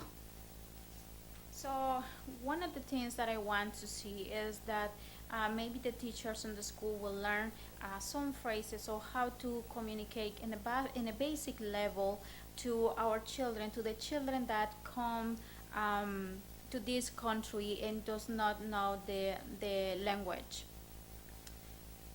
Es muy gratificante para uno cuando llegas a un sitio, y lo he vivido con mis hijos, y una maestra le dice, ¿cómo estás? ¿Cómo te llamas? Bienvenido, en español. Cambian los niños, sonríen, se sienten cómodos, se sienten parte de.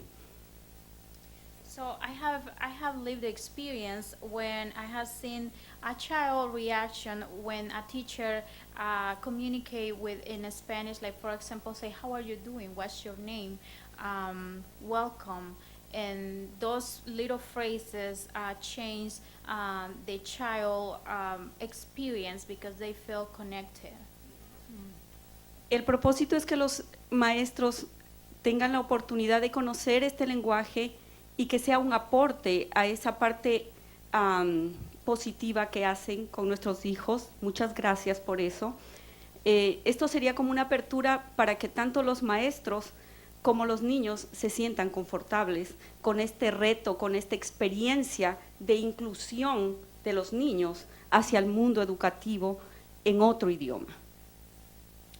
So the purpose of this is give an opportunity to the teachers to develop these skills in which teachers and children will benefit and the community will be benefit too because it will have a sense of inclusion.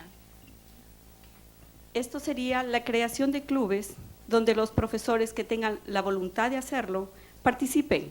Va a ser agradable, vamos a aprender, vamos a jugar, porque lo vamos a hacer con una metodología lúdica que nos permita a todos conocernos, integrarnos y saber que los hispanos somos gente de bien, somos gente inteligente, somos gente que tenemos mucho potencial para aportar, para dar, para compartir. I see my project of creating clubs so teachers in the community, if they want to participate in these clubs, we will give them an opportunity to play, to learn playing like the ludic curriculum does, and also to see and learn about our culture because I feel our community culture, our Hispanic culture has a lot of good things to show, so teachers can see how we are very, I forgot the word, smart? Did you say Yes. we're smart? We're smart, and to see in a different perspective our community. Este es mi sencillo proyecto, es mi aporte como parte de esta comunidad, que de que estamos aquí los hispanos, aquí estamos. Yo estoy aquí, soy hispana, mis hijos son hispanos y queremos incluirnos en esta comunidad. Muchas gracias. So this is my project, and Hispanic culture is here, Hispanic people is here, and I want to create this project like something that we can give to the community to create this inclusion because we are here and our children are here. Thank you. Thank you.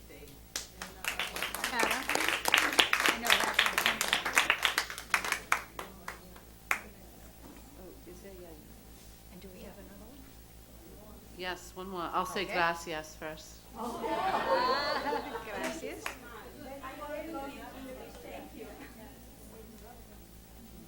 And our final presentation from our parent leadership group is on school policy engagement and handbook. And Josh, we do have a PowerPoint for this one if you want to.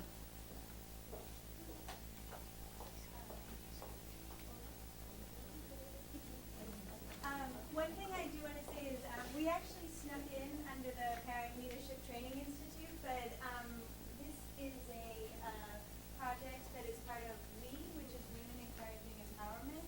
We're the community lead partner with Revere High School for the Nellie May Educational Foundation grant focused on student-centered learning.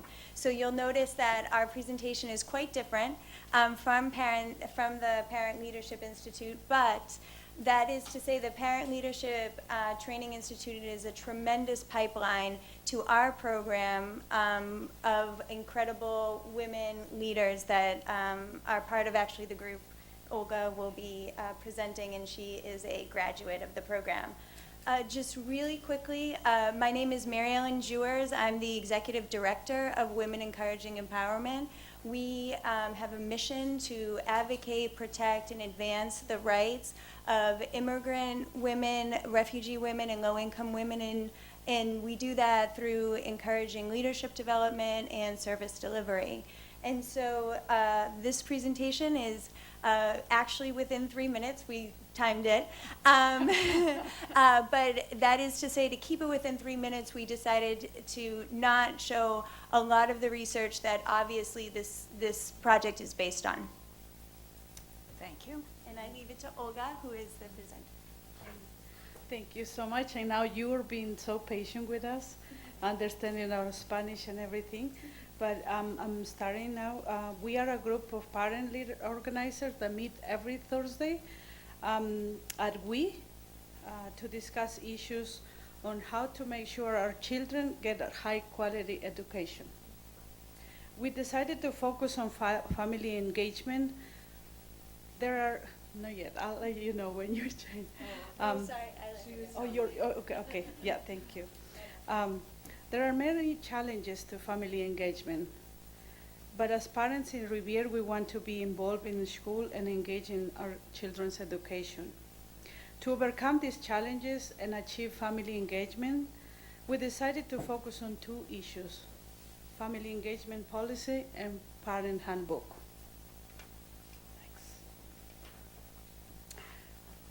We are committed to modernize the Revere School District family engagement policy. We know that a policy exists, but we want to update it and to reflect the current population and students' needs in Revere. We want to be inclusive. We want to work with parents, committees, and PTOs and other groups.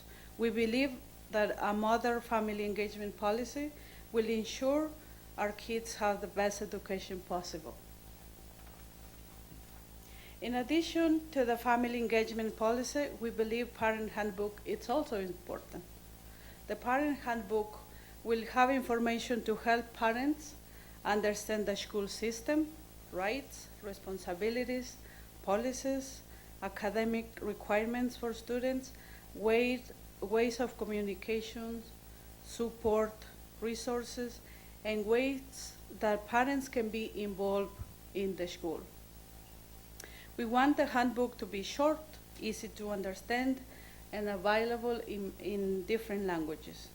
We believe that a parent handbook will help parents to better engage in their kids' education. So we look forward to working with you on both of these issues. We hope to leave this meeting with a clear plan to follow up, and we are happy to answer any question that you may have. I know we have a lot of details, but because of the time, and if you want to contact, that's our information. Spanish, Arabic, and Chinese represent that you can guys contact us. Thank you.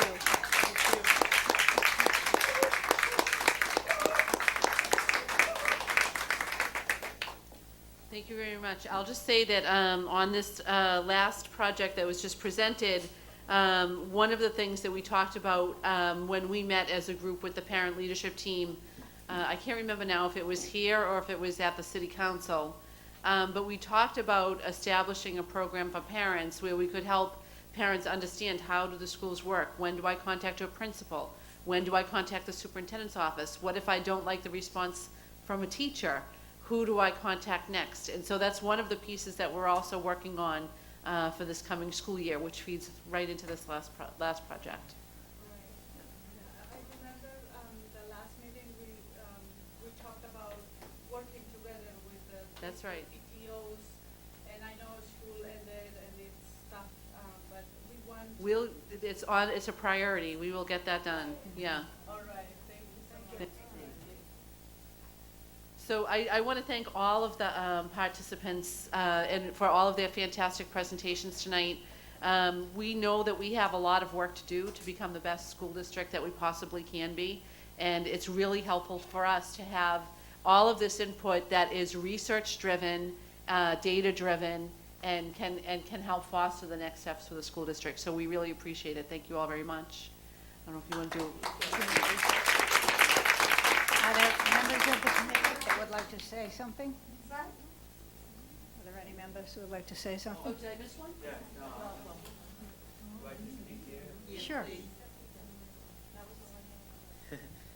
No, sorry. I'm Dora Higuita's son, Andres Cardona. Yeah, I'm an upcoming senior. Next year is my senior year for the high school.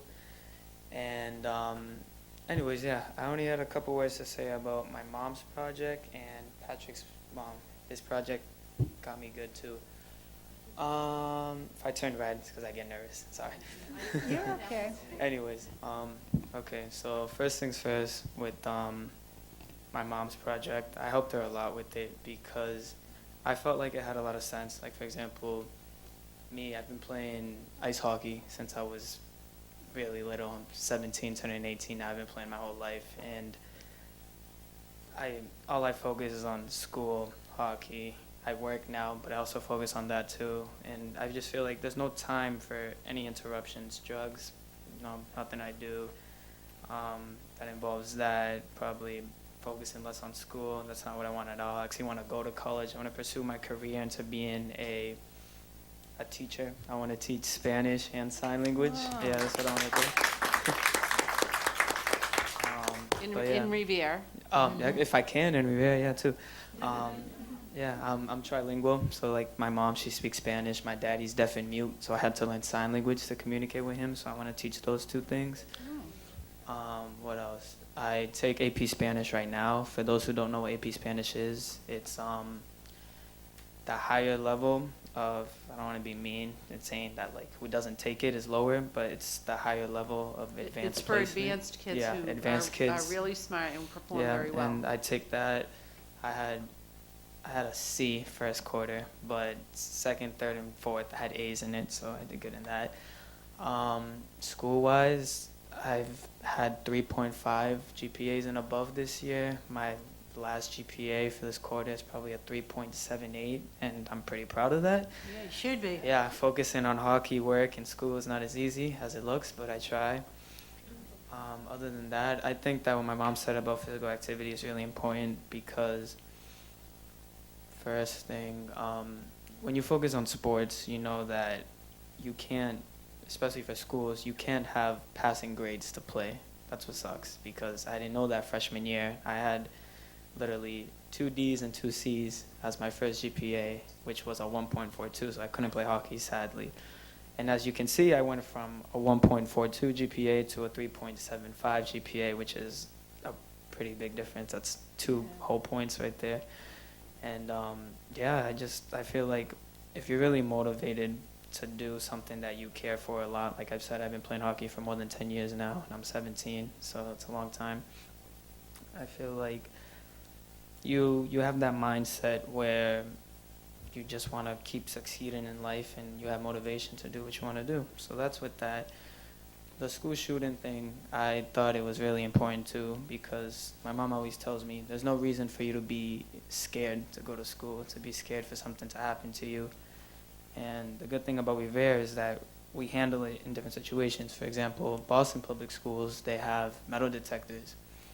We don't have metal detectors here because, I mean, we're a safe community. No one wants to bring a pocket knife to school. No one wants to bring a gun to school. No one wants to do any of that because no one should go to school being afraid at all. That's why I agree a lot with what she said. And I thought it was really important because we come to school to learn, and the last thing someone wants to do is, pardon my language, work their ass off in high school to maintain good grades, and then all of a sudden life's over because some crazy dude walked into school and shot them with a gun. Like sadly, it's a waste. It's a waste of a life right there, especially when you want to do something in life. That's the last thing I want to do. I don't want to focus hard in school and then sadly everyone's at my funeral because someone came to end my life. Like, no, that's not fun. But yeah, other than that, I think it's really important also, the languages. I know 3 languages. I've already been offered translating jobs as a 17-year-old, and for Spanish, for sign language, I know other people in the school who know Mandarin, Italian, French. What else is up there? Polish. That's pretty European languages. I thought that was really interesting too. I feel like knowing more than one language, you're already advanced. Not more than the kids who don't know languages, but you're a step ahead of them. And I think it's good because two languages are better than one, 3 is better than 2, 4 is better than 3. You're always one ahead. But yeah, that's all I wanted to say for today, and thank you for listening.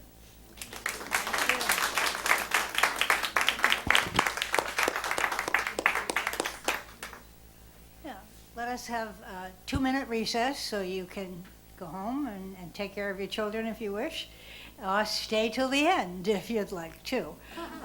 It's been a wonderful presentation.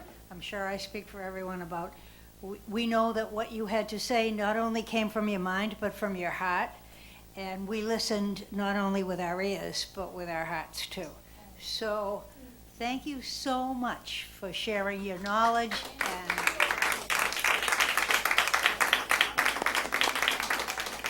just a 2-minute recess.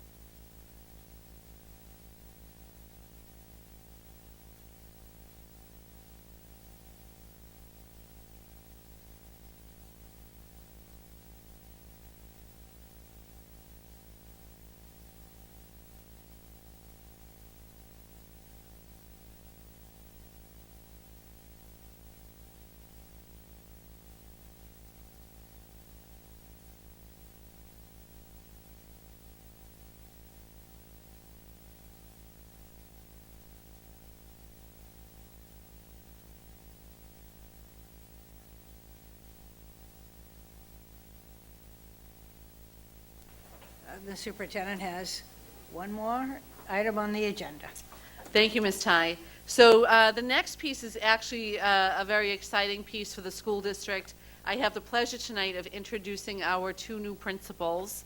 And I'll start with Ms. Donna Bonarigo, who's the new principal of the Paul Revere School. Donna comes to us by way of Lexington, and previous to that, Braintree.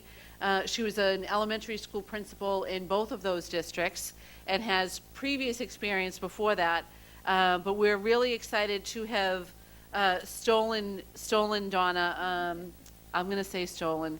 The new superintendent in Lexington, I congratulated her the day after she was appointed, and she said, "Don't congratulate me when I hear you taking one of my best principals." And so I was glad to do it. But Donna did her undergraduate work at Bridgewater State and her graduate work at UMass Boston. We are really glad to have her here, and I'll invite her up to say hello.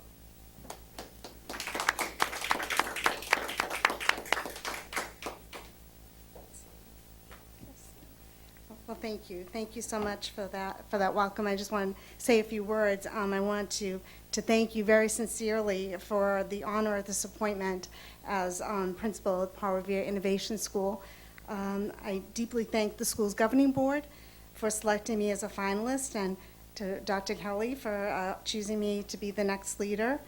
As principal, I plan to continue the important work my predecessor, Barbara Kelly, has focused on in her time leading the school, and I also look forward to collaborating with the teachers and the parents and the guardians and the governing board to lead the school to even greater heights.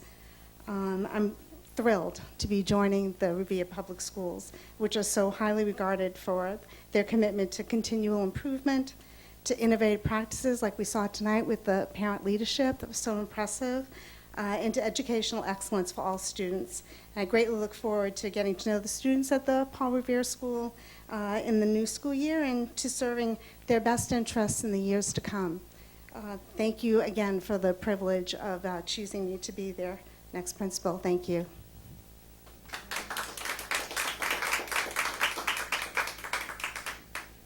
I don't know if you have any questions for us after you saw that wonderful presentation, but look forward to having you participate in wherever we're going down the road there. It'd be wonderful to have the two of you joining us as partners. Welcome. So next I'd like to introduce our second new principal. Melissa Lomas comes to us by way of Up Charter Academy, where she was a curriculum director for the Up Charter system. Prior to that, she taught in Fayetteville, North Carolina, and was a first grade teacher. She is coming to us to take over the reins at the Hill School. And Melissa did her undergraduate work at St. Michael's up in Vermont, and her graduate work at University of Phoenix. So I'll welcome Melissa up to tell us a little bit more and say hello. Thank you very much for having me tonight. It's super exciting to be here. I've been literally, I started a paper chain like I used to do with my first graders to count down the days to my first day. I take one off at the end of every day, and I tell my dog, one more day closer to our new job, yay! So I'm beyond thrilled to be joining this team. I see myself more as a servant to the school as opposed to necessarily the leader. So I'm really excited to hear what folks want to see stay the same, what they want to see change. I want to get my hands dirty. I'm just really, really excited. Education's a second career for me. I spent the first 10 years of my adult professional working career at Logan International Airport, just down the road, and I'm very familiar with this area. A fun story I told during my interview process was when I was very little, my dad's worked at the airport for decades, just retired last year, and tall ships came to town. I was maybe 4 or 5, and the really exciting part was we're going to have a picnic after the tall ships. Oh, so exciting. So we're going to go to Revere Beach and have the picnic. Yay, I'm so excited. We start coming back from the airport, and my parents are both like, Revere Beach is insane today. We are not going to the beach. Where did we have our picnic? Northgate Shopping Plaza parking lot. It was fantastic. So now every time I drive by there, I remember that time being a child. So it's really exciting to be here, and I can't wait till next week. Thank you so much.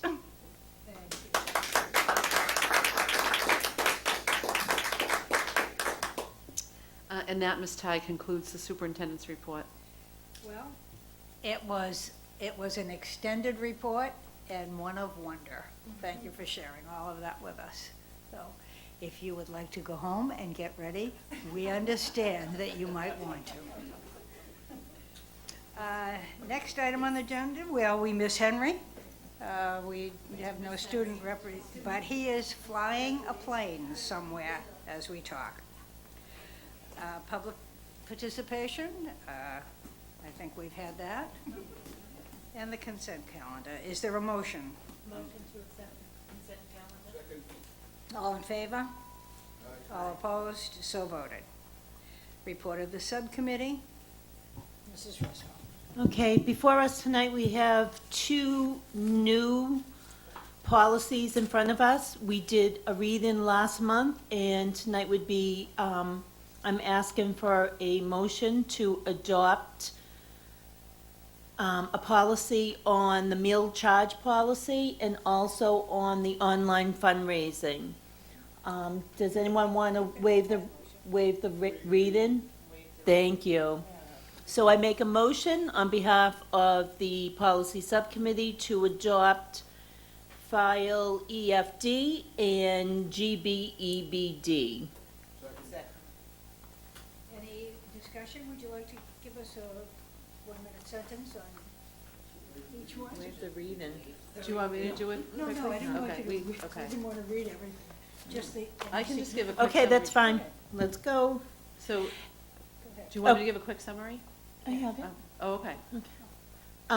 The first one on the meal charge policy, the intent of this policy is to establish uniform meal account procedures throughout the Revere Public Schools. The provisions of this policy pertain to regular and reduced price school lunch meals only. The Revere Public Schools provides this policy as a courtesy to those students in the event that they forgot or lost their lunch money. And the second one, online fundraising, it is all employees shall comply with the following provisions related to online solicitations and the use of crowdfunding services for school-related purposes, as well as all applicable laws, regulations, and district policies.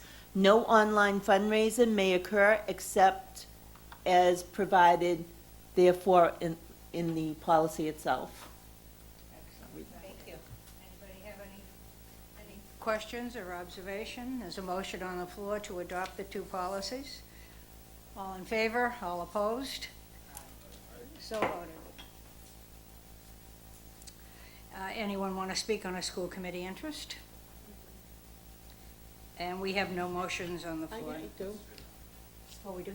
Interest. Oh, sorry. Okay, that's all right. That's all right. I can't be kept quiet. So we've come to the last day of our school year, and we wish all our families and faculty a relaxing summer. And to our educators who are moving on to a new journey in their life, which would be Joan Burke, Priscilla Panaccio, Linda Doherty, Lynn Kulikowski, Barbara Kelly, and Ed Moshe.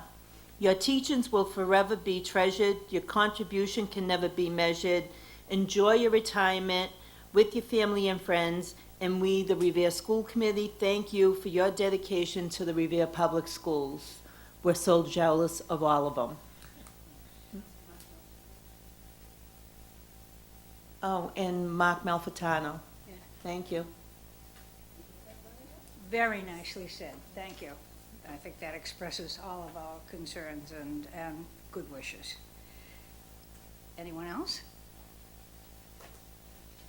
No motions on the floor? We're not into executive session. Motion to adjourn. And second, is there a second? All in favor, all opposed? So voted. Time is 8:36. 8:37.